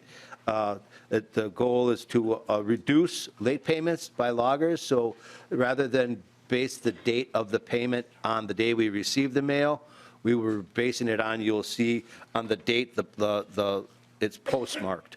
So mail in Ely, for example, probably isn't a daily event sometimes, so depending on the weather, right? So we want to make sure that we're allowing loggers flexibility and receiving our payments at the same time. Section 11 of the bill clarifies wanton waste, and it defines wanton waste to provide greater protection to all native fish species. So right now, wanton waste refers to all non-native fish, and really we want to make sure it doesn't apply to common carp and really focus on those carp disposal options that we're dealing with. Section 12 allows us to expand the walk-in access program, which is extremely popular throughout the state of Minnesota. This actually conforms our program, which is funded federally, with the federal changes that have recently occurred to allow bird watching and wildlife photography. There's a piece at the end that allows us to do some conforming rulemaking as well related to that. And you can see that we're also striking the term in lines 9.10 from hunter walk-in access hunter validation just to walk-in access validation. Section 13 of the bill we've discussed previously as well. It expands opportunities for people with disabilities based upon a wildlife management area accessibility report that we did several years ago. It expands opportunities for, you'll see on 9.16, other power-driven mobility devices. There's all sorts of them that are out there. The two-wheel traction devices, a four-wheeler could be considered an OPP DMD, to allow people that are disabled to use these devices, not only disabled hunters, but people with disabilities. So the gist of this is changing the term from disabled hunters to people with disabilities in those sections, and then deal with our authorities that we have there. Section 15 of the bill deals with takings permits. It streamlines and conforms federal and state regulatory taking requirements for long-eared bats. Section 16 of the bill improves equitable access to the outdoors by allowing tribal members whose identification cards show state residency to use that identification to purchase hunting and fishing licenses for the state. Section 17 expands blaze orange requirements to ground blinds. We've recently had several hunters who've escaped death in their permanent ground blinds, luckily, but by having them with blaze orange will hopefully reduce that liability. Section 18 clarifies that youth deer tag can only be used by youth hunters, not anyone else. Section 19 deals with that as well, talking about the subdivision does not allow the taking of a deer by another member of the party. Section 20 removes prohibitory language allowing the use of muzzle loaders for all rifle seasons. It does not relate to the shotgun zone, which if somebody were to look at that, they would think we're maybe changing the shotgun zone, but we aren't doing that. Section 21 is a section in the bill that we would like to work with the chair and the committee on removing. I've been working with Representative Burkle on this issue. Rather than completely striking the language, we would like to have a stakeholder and outreach program take place this summer to talk with constituents and property owners on our elk management options up there. Section 22 deals with provide for non-lethal hazing of deer and elk, so it's trying to prevent elk damage by deer and elk, which is a huge issue for us right now. We're trying to work with producers and the Cattlemen's Association on those issues. We'll be coming back next year with more language. Section 23 removes unused authorities for managing whitefish and catfish via seining. We do not allow that, but it's currently in statute. Section 24 would allow 2 lines to be used for fishing in the Minnesota and Mississippi rivers. It comes to us from our catfish angling subgroup within the Department of Natural Resources. Section 25 deals with fish harvesting clarification. You'll see there's a number of these, striking the word to, T-O, and including the word through, catching that last date of those dates. 26 deals with a prohibition on felt-soled waders to reduce aquatic invasive species, supported by Minnesota Trout Unlimited. 27 deals with the whitefish and Cisco language. 29 is that through pieces that we talked about. 30, 31 deals with that piece as well. 32 is the same thing. Section 33 adds tribal governments in our public water work permitting review, so to allow tribal governments to review applications for public water work permits within their reservation boundaries. And then Section 34 deals with that as well. Section 35, rulemaking, it's good cause rulemaking exemptions to update our rules with the exact statutory changes contained in the bill. Section 36 is the same thing, and Section 37 is a repealer for an antiquated piece of statute dealing with removal of dead fish that we no longer use. Sorry for the quick rundown, but I know you have a lot of things on your calendars. Well, thank you, Commissioner Meyer. Is there anyone else in the audience that would like to testify on the bill? And we will go to member questions then. I have Representative Burkle. Thank you, Madam Chair.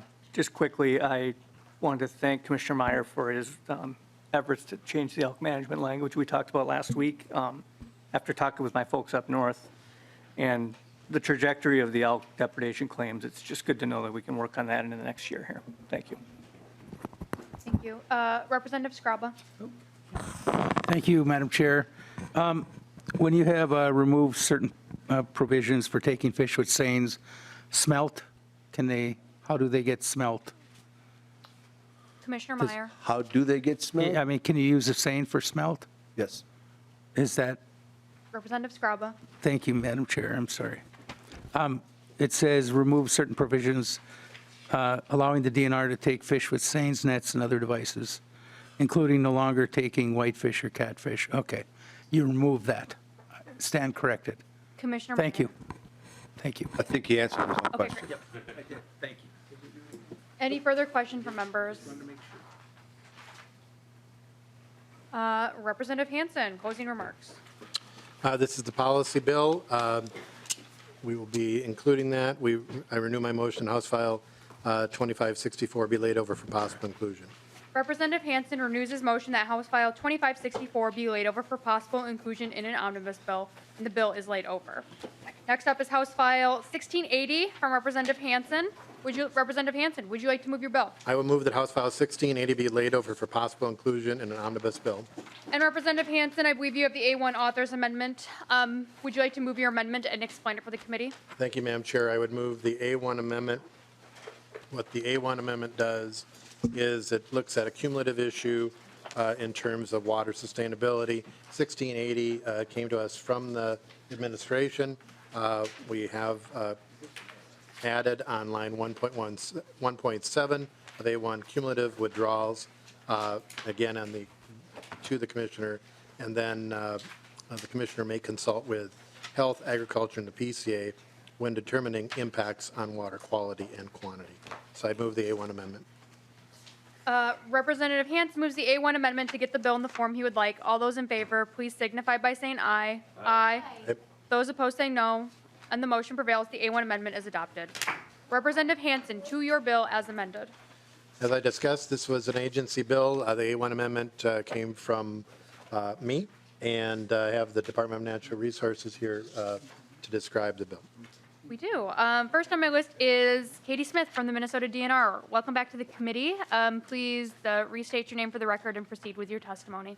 Madam Chair, committee members, Katie Smith, Director of the Ecological and Water Resources Division at the Minnesota Department of Natural Resources. Thanks for the opportunity to be here today. The variability of Minnesota's climate and geography means that rainfall is not always available in the quantities we need at the times when it's most needed. Minnesota businesses and communities need dependable and reliable water supplies. And while water levels fluctuate naturally throughout the year and across multiple years, intensive water appropriation can push the low levels lower more often, significantly reducing stream flows and more frequently putting fish, wildlife, plant communities, and riparian uses at risk. Our ecosystems are important to Minnesotans' way of life and our recreational economy. Therefore, DNR is proposing some revisions and additions in statute that relate to water management. The proposed changes were described in a report to the legislature in 2016 after extensive stakeholder engagement over several months, and we could make that report available to members. The bill components, it adds definitions in statute that define negative impact, ecosystem harm, and sustainable diversion limits. It modifies statutory language for authorizing groundwater use by incorporating the definitions when considering groundwater appropriations. While the current statutory language for groundwater use requires protection of surface water ecosystems, it lacks clear definitions of what constitutes a negative impact. The proposed additions and revisions are a recognition of the fact that many of Minnesota's surface waters are hydraulically connected to groundwater resources. The surface water provisions in Chapter 103G.285 are related to direct appropriation of surface water and can be managed by suspending permits under certain conditions. But permit suspension does not translate in a meaningful way to the diffuse and distributed impacts of groundwater use.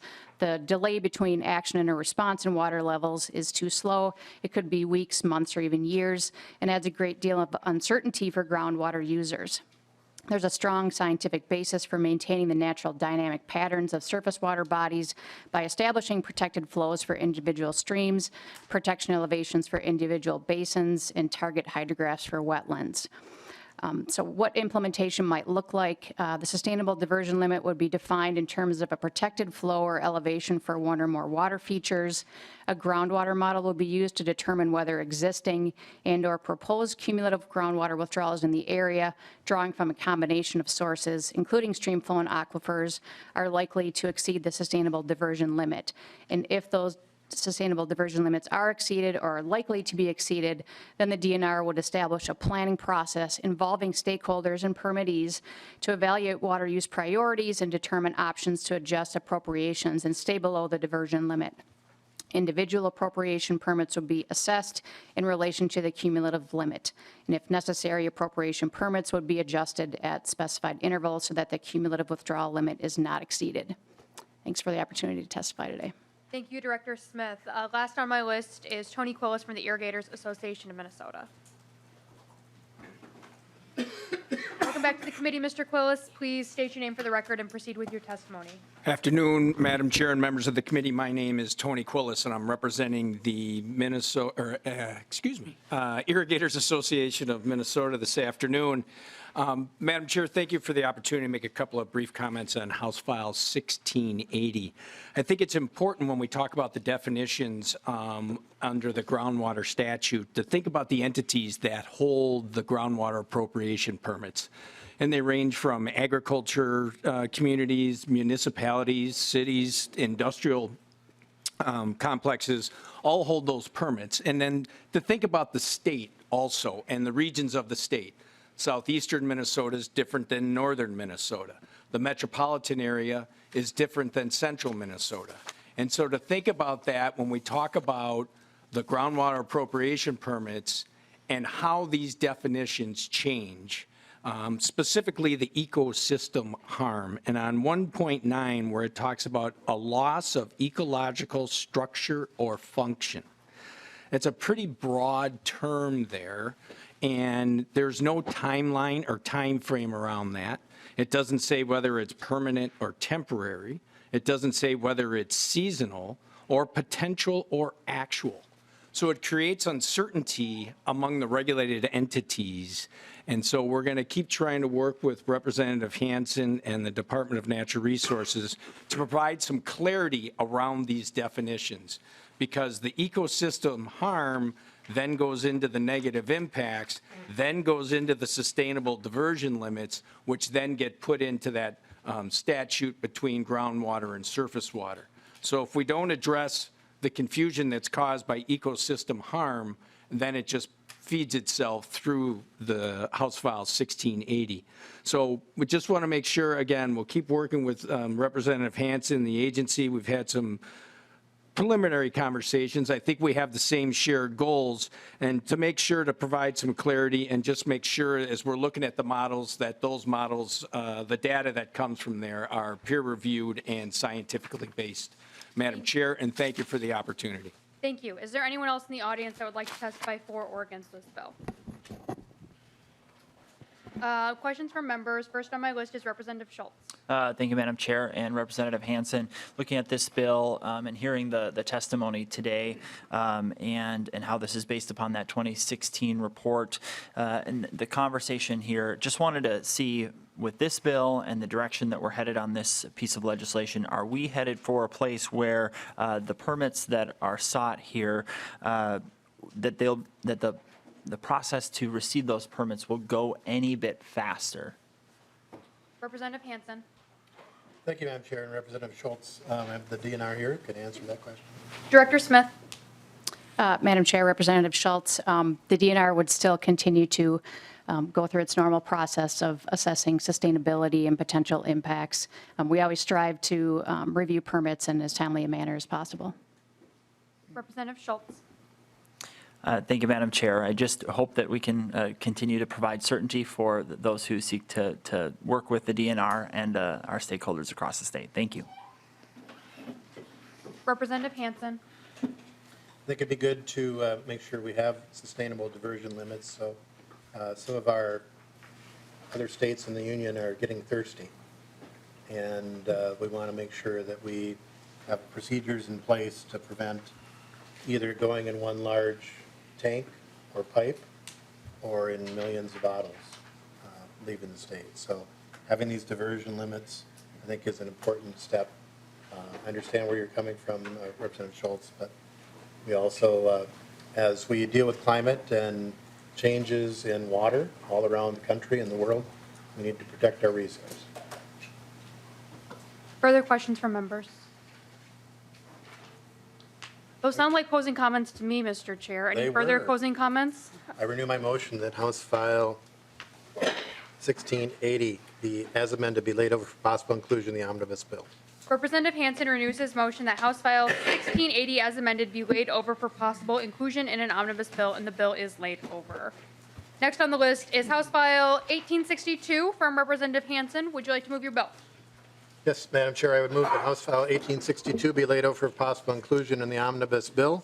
Members, what this does is it removes county board approval for, if you will look on the repeal, for land acquisitions relating to scientific and natural areas, critical natural habitat, and wetlands for wildlife.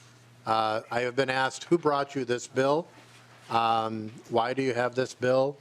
Whatever. I think the answer is really why, as one subunit of government to the state, have the authority to veto a land transaction between a willing seller and the state. It's actually kind of a libertarian position, I think, of why should the government step in and have to give approval for that transaction. So that is the bill, fairly simple. I know there are some testifiers. I think the DNR is here. That is the first testifier I have on my list is Assistant Commissioner Meyer. Please restate your name for the record and then proceed with your testimony. We are running low on time, so all testimony will be limited to 2 minutes. Madam Chair, if it's okay, I would like to bring down Commissioner Todd Patzer with me as well, That works fine. and then he can start and I'll follow up after his testimony. Welcome to the committee. Please state your name for the record. And Thank you, Madam Chair and Chair Hansen and members. My name is Todd Patzer. I'm a county commissioner in Lackaparle County in western Minnesota. County boards do play an important role in state land acquisitions. The role that role in that process is there for a reason, and that's to ensure that land acquisitions for public purposes consider local impacts to the people and economies and communities where they are being done. In most cases, county boards just approve the purchases, agreeing that they are a good fit. There are rare occasions when concerns are brought forward, but even then, sales are generally approved. In my own county, just a couple times in my 18 years on the county board, there has been some local concerns that the county board felt were not being considered. And county boards do not have final veto power. The Minnesota Land Exchange Board can approve the sale, and in their history, they have never ruled against the DNR or the U.S. Fish and Wildlife in a proposed acquisition. Last year at a meeting of that Land Exchange Board, Governor Walz stated his desire for the DNR to work with counties to find common ground when concerns are raised. The DNR, under the leadership of Commissioner Stroman, has done exactly that. They came out and met with us, and we're making a lot of progress in those relationships. Land passing from private to public ownership has long-term land use implications. The state recognized that when it established these procedures nearly 40 years ago. People through their local elected boards deserve to be heard when a significant land use decision will impact their community, and I encourage you not to take that voice away. Thank you for the opportunity to speak. thank you for your testimony. Commissioner Meyer, do you have more to add? Madam Chair, just briefly for the record, Bob Meyer, Assistant Commissioner, Department of Natural Resources. Commissioner Patzer did a great job talking about how important the relationship is with the counties, and that is paramount with the Department of Natural Resources on all of the work that we do. We value and appreciate our work with county boards throughout the state, and we do not support this provision. Thank you. Is there anyone else in the audience that would like to testify on this bill? We'll go to questions from members. Representative Jacob. Thank you, Chair Jordan. So coming from 10 years on the county board, this has come before us many times. And whether it's the county dealing with a township on returning a road to a township or land acquisitions, any of those pieces, anytime we can have what we consider to be full, willing participation, it really sheds a good light on government working together. When you take the position that, okay, the government has this authority, we don't no longer need to ask that local or even interact with that local unit of government, it just adds seeds of unnecessary kind of distrust. So the system seems to be working good. I don't understand what it is that we're trying to fix. Representative Hansen. Thank you, Madam Chair and members, and to the testimony as well. There's nothing in the bill that says stop collaboration and communication. But what the law says currently, and what I'm trying to change, is that a local unit of government can intervene in the sale of a willing seller to the state. We represent the state. And it's been there a long time. Things change. I like that the communication is going on. But in this situation, you have a local government who can say no. And going to the State Land Exchange Board, you have a whole intensive purpose here of responding to this particular issue. I think it can change, particularly for scientific and natural areas. Representative Schultz. Thank you, Madam Chair, and Representative Hansen.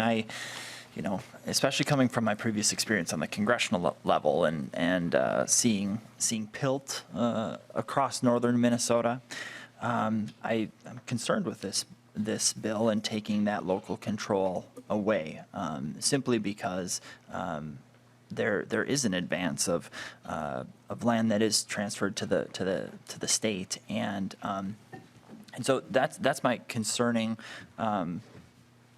facet to this bill. I just wanted to see if there was any particular problem that you were trying to get at here with this bill.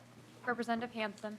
Thank you, Madam Chair. The problem is that you have a local unit of government who can intervene between a willing seller and the state. Representative Schultz. Thank you, Madam Chair and Representative Hansen.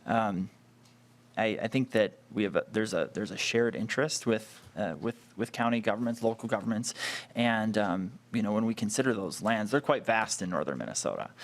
Impacts a lot of people, and certainly the county tax base and others. And so I think that in particular is why it's important that counties have a say when you consider the impact that it has directly to county budgets. Representative Hansen. Thank you, Madam Chair. With a willing seller, you'd also have to have a willing buyer. And that's where the collaboration can come in. And the state does not have to buy that. You have to have two. What is now, we have three. Representative Heinzman. Thank you, Chair. And just to kind of wrap this, Representative Hansen, throughout the committee today, members presenting bills were advocating for local control. Now we're not. This more directly affects greater Minnesota, and now local control apparently doesn't matter. Nothing further. Representative Hansen. I renew my motion that House File 1862 be laid over for possible inclusion. Representative Hansen renews his motion that House File 1862 be laid over for possible inclusion in an omnibus bill, and the bill is laid over. Members, we have two bills left on our agenda today. The next one is House File 1283. Representative Hansen, would you like to make a motion? Thank you, Madam Chair. I would move House File 1283 be laid over for possible inclusion in an omnibus bill. Representative Hansen moves that House File 1283 be laid over for possible inclusion in an omnibus bill, and I believe you have an author's amendment as well. Would you like to explain it and move it? I would move the DE1 to get the bill in the shape I would like, and what this does, since the bill was introduced, the federal government has acted. We have heard of testimony before about the federal government would act. They have acted, so I am clarifying with the rules for water quality standards to be the federal definitions of the PFAS contaminant chemicals. So this is the actual specific chemicals that are in the federal government, and then it also has the health risk limit for PFAS. And Representative Hansen moves the DE1 amendment to get the bill in the form he would like. All those in favor, please signify by saying aye. Aye. Those opposed, please say no. The motion prevails, and the DE1 amendment is adopted. Representative Hansen, to your bill as amended. Thank you, Madam Chair and members. This provides, I think, some clarity in terms of standards for water quality. You will find a fiscal note that has the cost in there. In addition, definition of rulemaking for those. We provide quite some time for this to occur, and I think this helps protect the public and our environment. I'd ask for your support. There are two testifiers who have signed up in advance. First on my list is Ivana Stark from Clean Water Action. Second on my list is Tony Quillis from the Minnesota Chamber of Commerce. Please come on down, introduce yourself for the record, and proceed with your 2-minute testimony. Chair Jordan and members, I'm Ivana Stark, State Director of Clean Water Action. First, I'd like to thank Representative Hansen for this bill. It encompasses everything Clean Water Action stands for: clean, drinkable, fishable, swimmable water. It is a no-nonsense approach to doing the right thing to protect Minnesotans now and for the future generations, especially as scientists are increasingly saying that they believe no level of the PFAS chemical class are safe. Throughout this legislative session, you've heard testimony from people whose lives have been stolen from them. They or their loved ones are facing horrible, sometimes terminal illnesses, and they suspect these are linked to PFAS exposure. Even once these people that you have heard from are considered healed or in remission, their lives are forever altered by constant pain, the reminder of missed life events due to hospital stays, and scars that will forever be on them physically and emotionally. We've got to get our priorities straight. We have to protect the water we make our infants' formula with, the water we use on the fields that feed us, and the water we bathe and swim in. Remember, the more that these chemicals find their way into your body, the more they bioaccumulate inside you, and you are at risk. Water is a fundamental basis for all life. We have an opportunity to protect the one thing we all depend on. This bill will save lives and taxpayer dollars. Minnesotans have been loud and clear, and they demand action. You can give them safe water that they are seeking, and I urge you to support House File 1283. Thank you.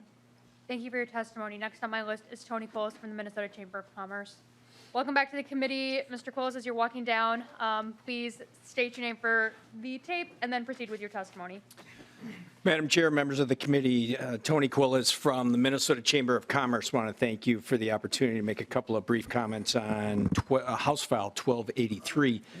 As Representative Hansen has pointed out, on March 14th, the EPA came out and announced that their national primary drinking water standards will be set for PFOA, PFOS, and then 4 other what's known are GX chemicals. The PFOA and PFOS maximum containment level was set at 4 parts per trillion. That's the lowest level reliably measured. And then for the other 4 Gen X, they're using a hazard index. EPA is going through their process right now. As a matter of fact, on March 16th, they had their first general overview webinar. On March 29th, they're going to have their technical overview, and then on May 4th, they're going to have their public comment. They anticipate all of this is going to be done by the end of 2023.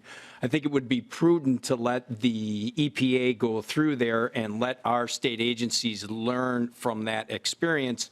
And Representative Hansen is also already under the DE1 amendment waived 14.125, which would gets rid of the 18-month requirement on the state agency to do rules once published, Mr. Chairman. But I just think that it's going to be a difficult process because we have some site-specific ones right now, and now we're going to go statewide. So it's why I think letting the EPA go through their process would be prudent. But Madam Chair, the most concerning part for me is Section 2. And it sets a very dangerous precedent for the legislature to go through and start setting health risk limits in statute or in law. There is an open and transparent process right now in rulemaking. It allows public comment and stakeholders input, Madam Chair. And I just think that when we go through and set that limit in law or statute like this, the legislature changes hands over the years. Thank you for your testimony. That I just think sets a very dangerous precedent. Thank you. So thank you, Madam Chair. Is there anyone else in the audience that would like to testify for or against this bill? Welcome to the committee. Ms. Lovell, please state your name for the record and then proceed with your 2-minute testimony. Thank you, Madam Chair, members of the committee. My name is Andrea Lovell. I'm the Legislative Director at Minnesota Center for Environmental Advocacy. At the risk of sounding like a broken record, I'm here to tell you once again that PFAS is one of the biggest environmental and public health problems of our time. The nation is looking at Minnesota to see how the origin state of PFAS is going to handle the problem. National attention on our PFAS bills have made that clear. This bill on setting PFAS water quality standards would build on an initial step in MPCA's PFAS blueprint to start monitoring influent wastewater treatment facilities and look at industrial dischargers. That would allow us to address point source discharges from wastewater treatment plants. Appropriating needed funds to the MPCA would allow them to create science-based water quality standards for PFOA and PFOS. Designating a water quality standard allows for the designation of impaired water and gives MPCA more tools to address pollution. Rulemaking is a process that ensures that the best peer-reviewed science is used and the public and all stakeholders have input in the process. This bill is critical to move forward on addressing our problems with PFAS. Thank you. Thank you for your testimony. Anyone else in the audience? We'll go to questions from members. Representative Heinzman. Thank you, Chair. MPCA available? seems as they are, as they're making their way to the table. Why don't you ask your question? Thank you, Chair. Just would like to confirm the timeline for the bill. Is that workable? And do you have any concerns? Is there anything here that creates a problem for MPCA? Mr. Johnson, please state your name for the record and then try to help us out here. Thank you, Madam Chair. For the record, Tom Johnson, Government Relations Director for MPCA. We feel that the timeline, especially with the section 14.125 not applying, is workable for us. And overall, these are the chemicals within the family that we're familiar with. And there is science available to evaluate these, we believe. Representative Heinzman. Thank you, Chair. Could you also speak to the standards that are being offered in the bill or through this process and how they might align with what the federal government is doing right now? Mr. Johnson. Thank you, Madam Chair. The federal government draft MCLs, or maximum contaminant levels, are for drinking water.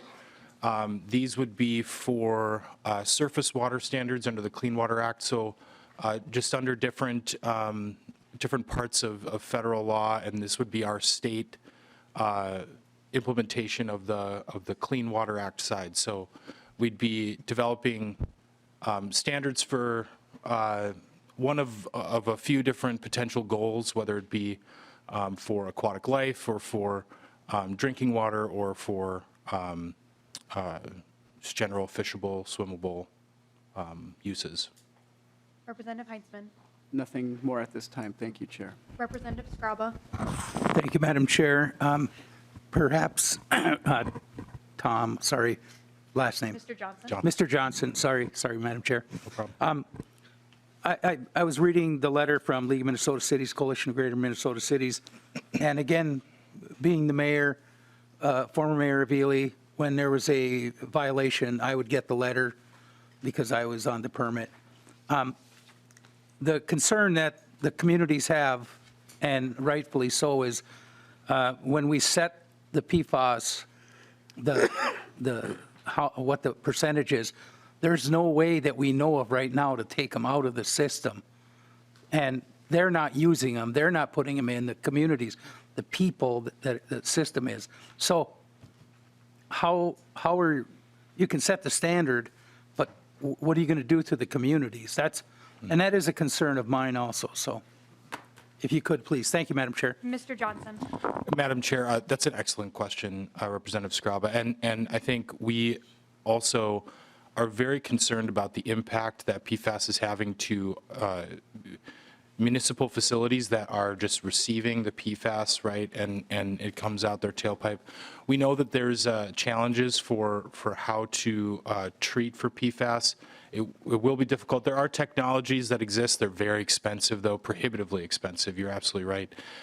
At this point, we would expect that cities could apply for variances where needed, because we do allow for, if there is no economically feasible way to treat for this, they would have that type of option to apply for a variance. Representative Scraba.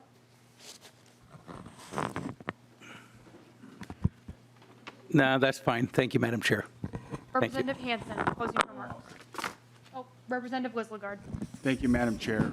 To the MPCA, so I would go to industry then, right? Would that same standard or variance be allowed for industry? Because if industry is not successful, right? So if it's truly about the environment, you can't say one doesn't have to meet the standard, but yet someone else does. So would industry get the same variance? Mr. Johnson. Madam Chair, I think economically feasible is different for municipal facilities versus industry, depending on the industry, certainly, but it could be. Representative Wislegard. I'll follow up afterwards. That needs more exploring what that means. Representative Hansen, any follow-up and closing remarks? Thank you, Madam Chair. And, I think what this all does is say, we've got to get this out of our environment. We've heard multiple bills relating to constricting the use. PFAS, PFOS, in Section 2 has already been constricted from the environment. And I would draw your attention to line 1.14 and 1.15, where I think folks would want to know whether they're upstream or downstream or receiving the water. In amending the health risk limit for PFOS, the commissioner must comply with Minnesota statutes section requiring a reasonable margin of safety to adequately protect the health of infants, children, and adults. And that is a 2025. We have a 2026. We have a lot of work to do here. The federal government is starting to act, but this stuff is everywhere, and we've let it go on too long. So I think there was something in the paper a while ago or in media. Often it takes a long time to get rules and these limits done. But the federal government is starting to act, and we need to be concurrent with them. So I'd ask for your support, and I renew my motion, House File 1283, as amended, be laid over for possible inclusion in omnibus bill. Representative Hansen renews his motion that House File 1283 as amended be laid over for possible inclusion in an omnibus bill. And the bill is laid over.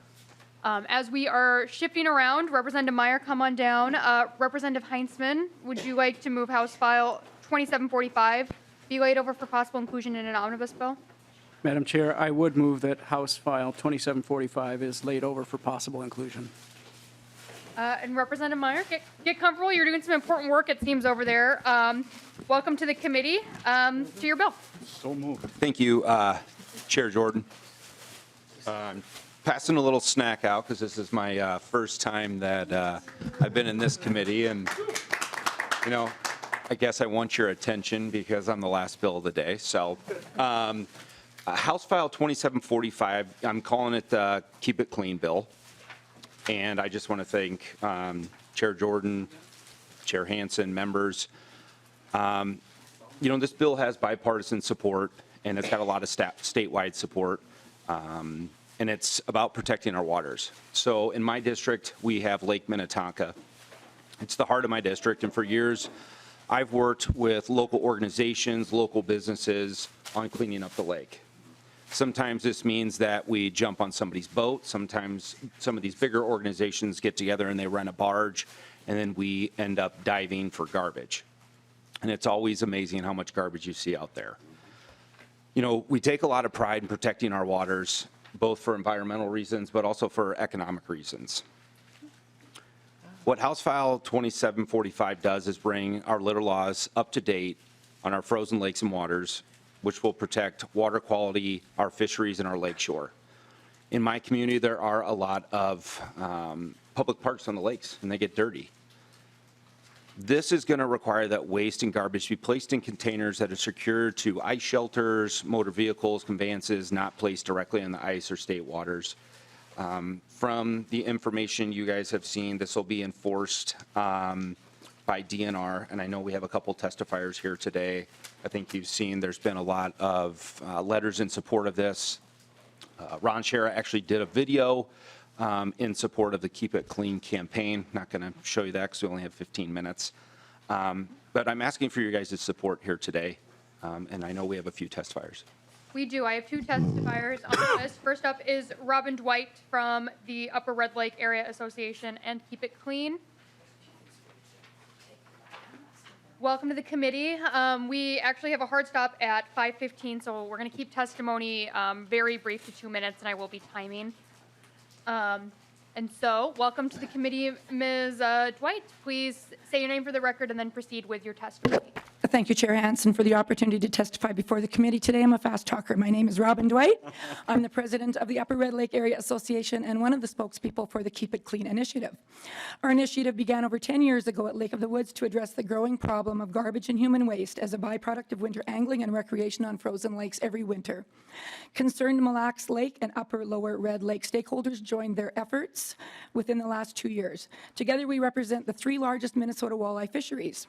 38 lakes and other organizations organizations across the state have joined our initiative since then because they see the same leftovers on their waters and their shorelines, and they also lack the resources to provide sustainable solutions. At Lake of the Woods, there's been a 500% increase in the fishing pressure from 1981 to 2020 during the ice angling season, while summer angling pressure remains fairly constant.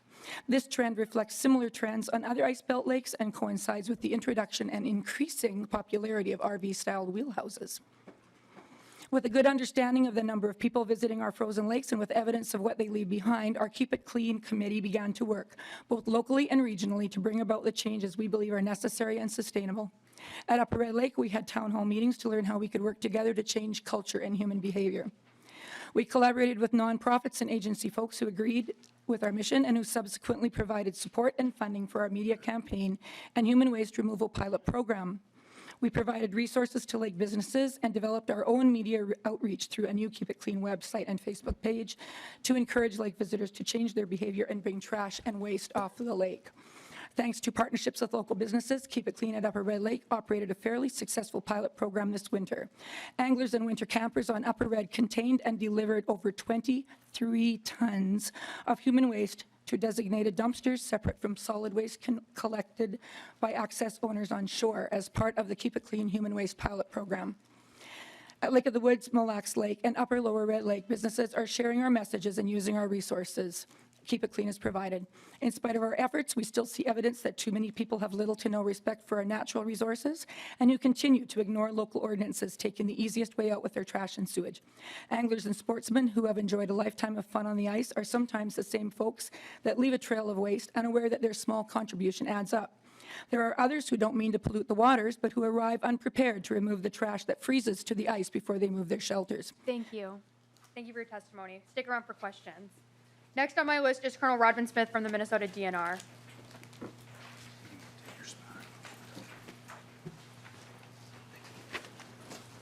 Welcome back to the committee, Colonel Smith. Please reintroduce yourself for the record and then proceed. For the record, Colonel Rodman Smith, Director of Enforcement, Department of Natural Resources. Madam Chair. Please proceed. Madam Chair, I'll keep it real quick. We'd like to thank Representative Myers for bringing this forward, the Keep It Clean initiative for working on this as well. We fully support this, and I'll stop there so we have time for questions. And we do have a number of questions. First on my list is Representative Brand. Thank you very much, Madam Chair. I guess I just have a comment. I just want to thank the chair for hearing the bill. I had requested that we heard the bill. I'm on the bill. I think it's a great bill. I watched Ron Shera, the Minnesota Bound, a couple of weeks before you actually showed up to my desk on the floor asking me to sign on to the bill. And it was a bunch of kids that were out there as part of a school project to clean up Lake Waconia. And they found a whole bunch of stuff, including what's on this page here. I think that we have to do better. We must do better. Our water is a public used just like a sidewalk or a street or anything else. We want to make sure we keep it clean. And I appreciate this bill. Thank you very much. Representative Listlegard. Thank you, Madam Chair, and to the representative. This is a wonderful bill. Thank you so much for bringing it forward, and thank you for the candy. I needed it. Representative Purcell. Thank you, Madam Chair. Thank you, Representative Myers, for inviting me to sign onto the bill as well. I have a question about the $25 as the fee, and I'm wondering how you landed on that as the dollar amount. Representative Meyer. Thank you, Chair Jordan. Thank you, Representative.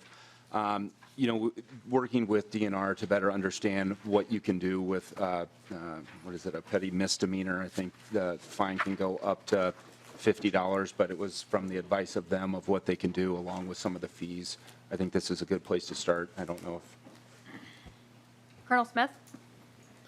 Madam Chair, Representative Purcell, it is kind of unique to have a $25 fee on a petty misdemeanor. Normally, in statute, it would just say a petty misdemeanor, and then the DNR would go to the Council of Judges for the bail schedule, and we would request from the Council of Judges for the bail schedule what that fine amount should be.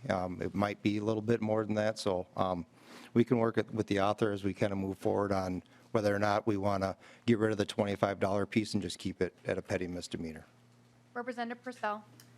Thank you. That was helpful for me, and I think as this is a problem in my district too, I think there are varying degrees to which this waste is a problem. So if it's an accidental, beer can stuck to the ice, it's not great. But if it's the tons of human waste that we heard about, that maybe the $25, it's not a one-size-fits-all.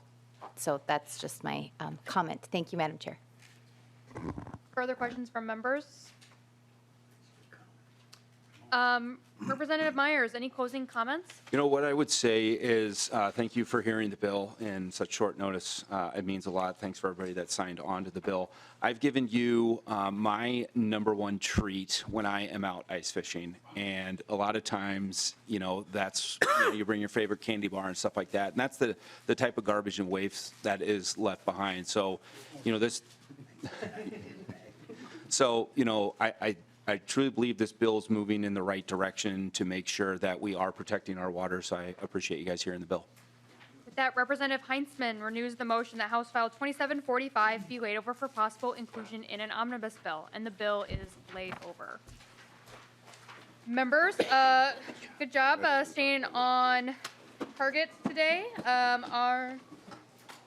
Chair Hansen, any closing comments or roadmap or anything for the committee? Mr.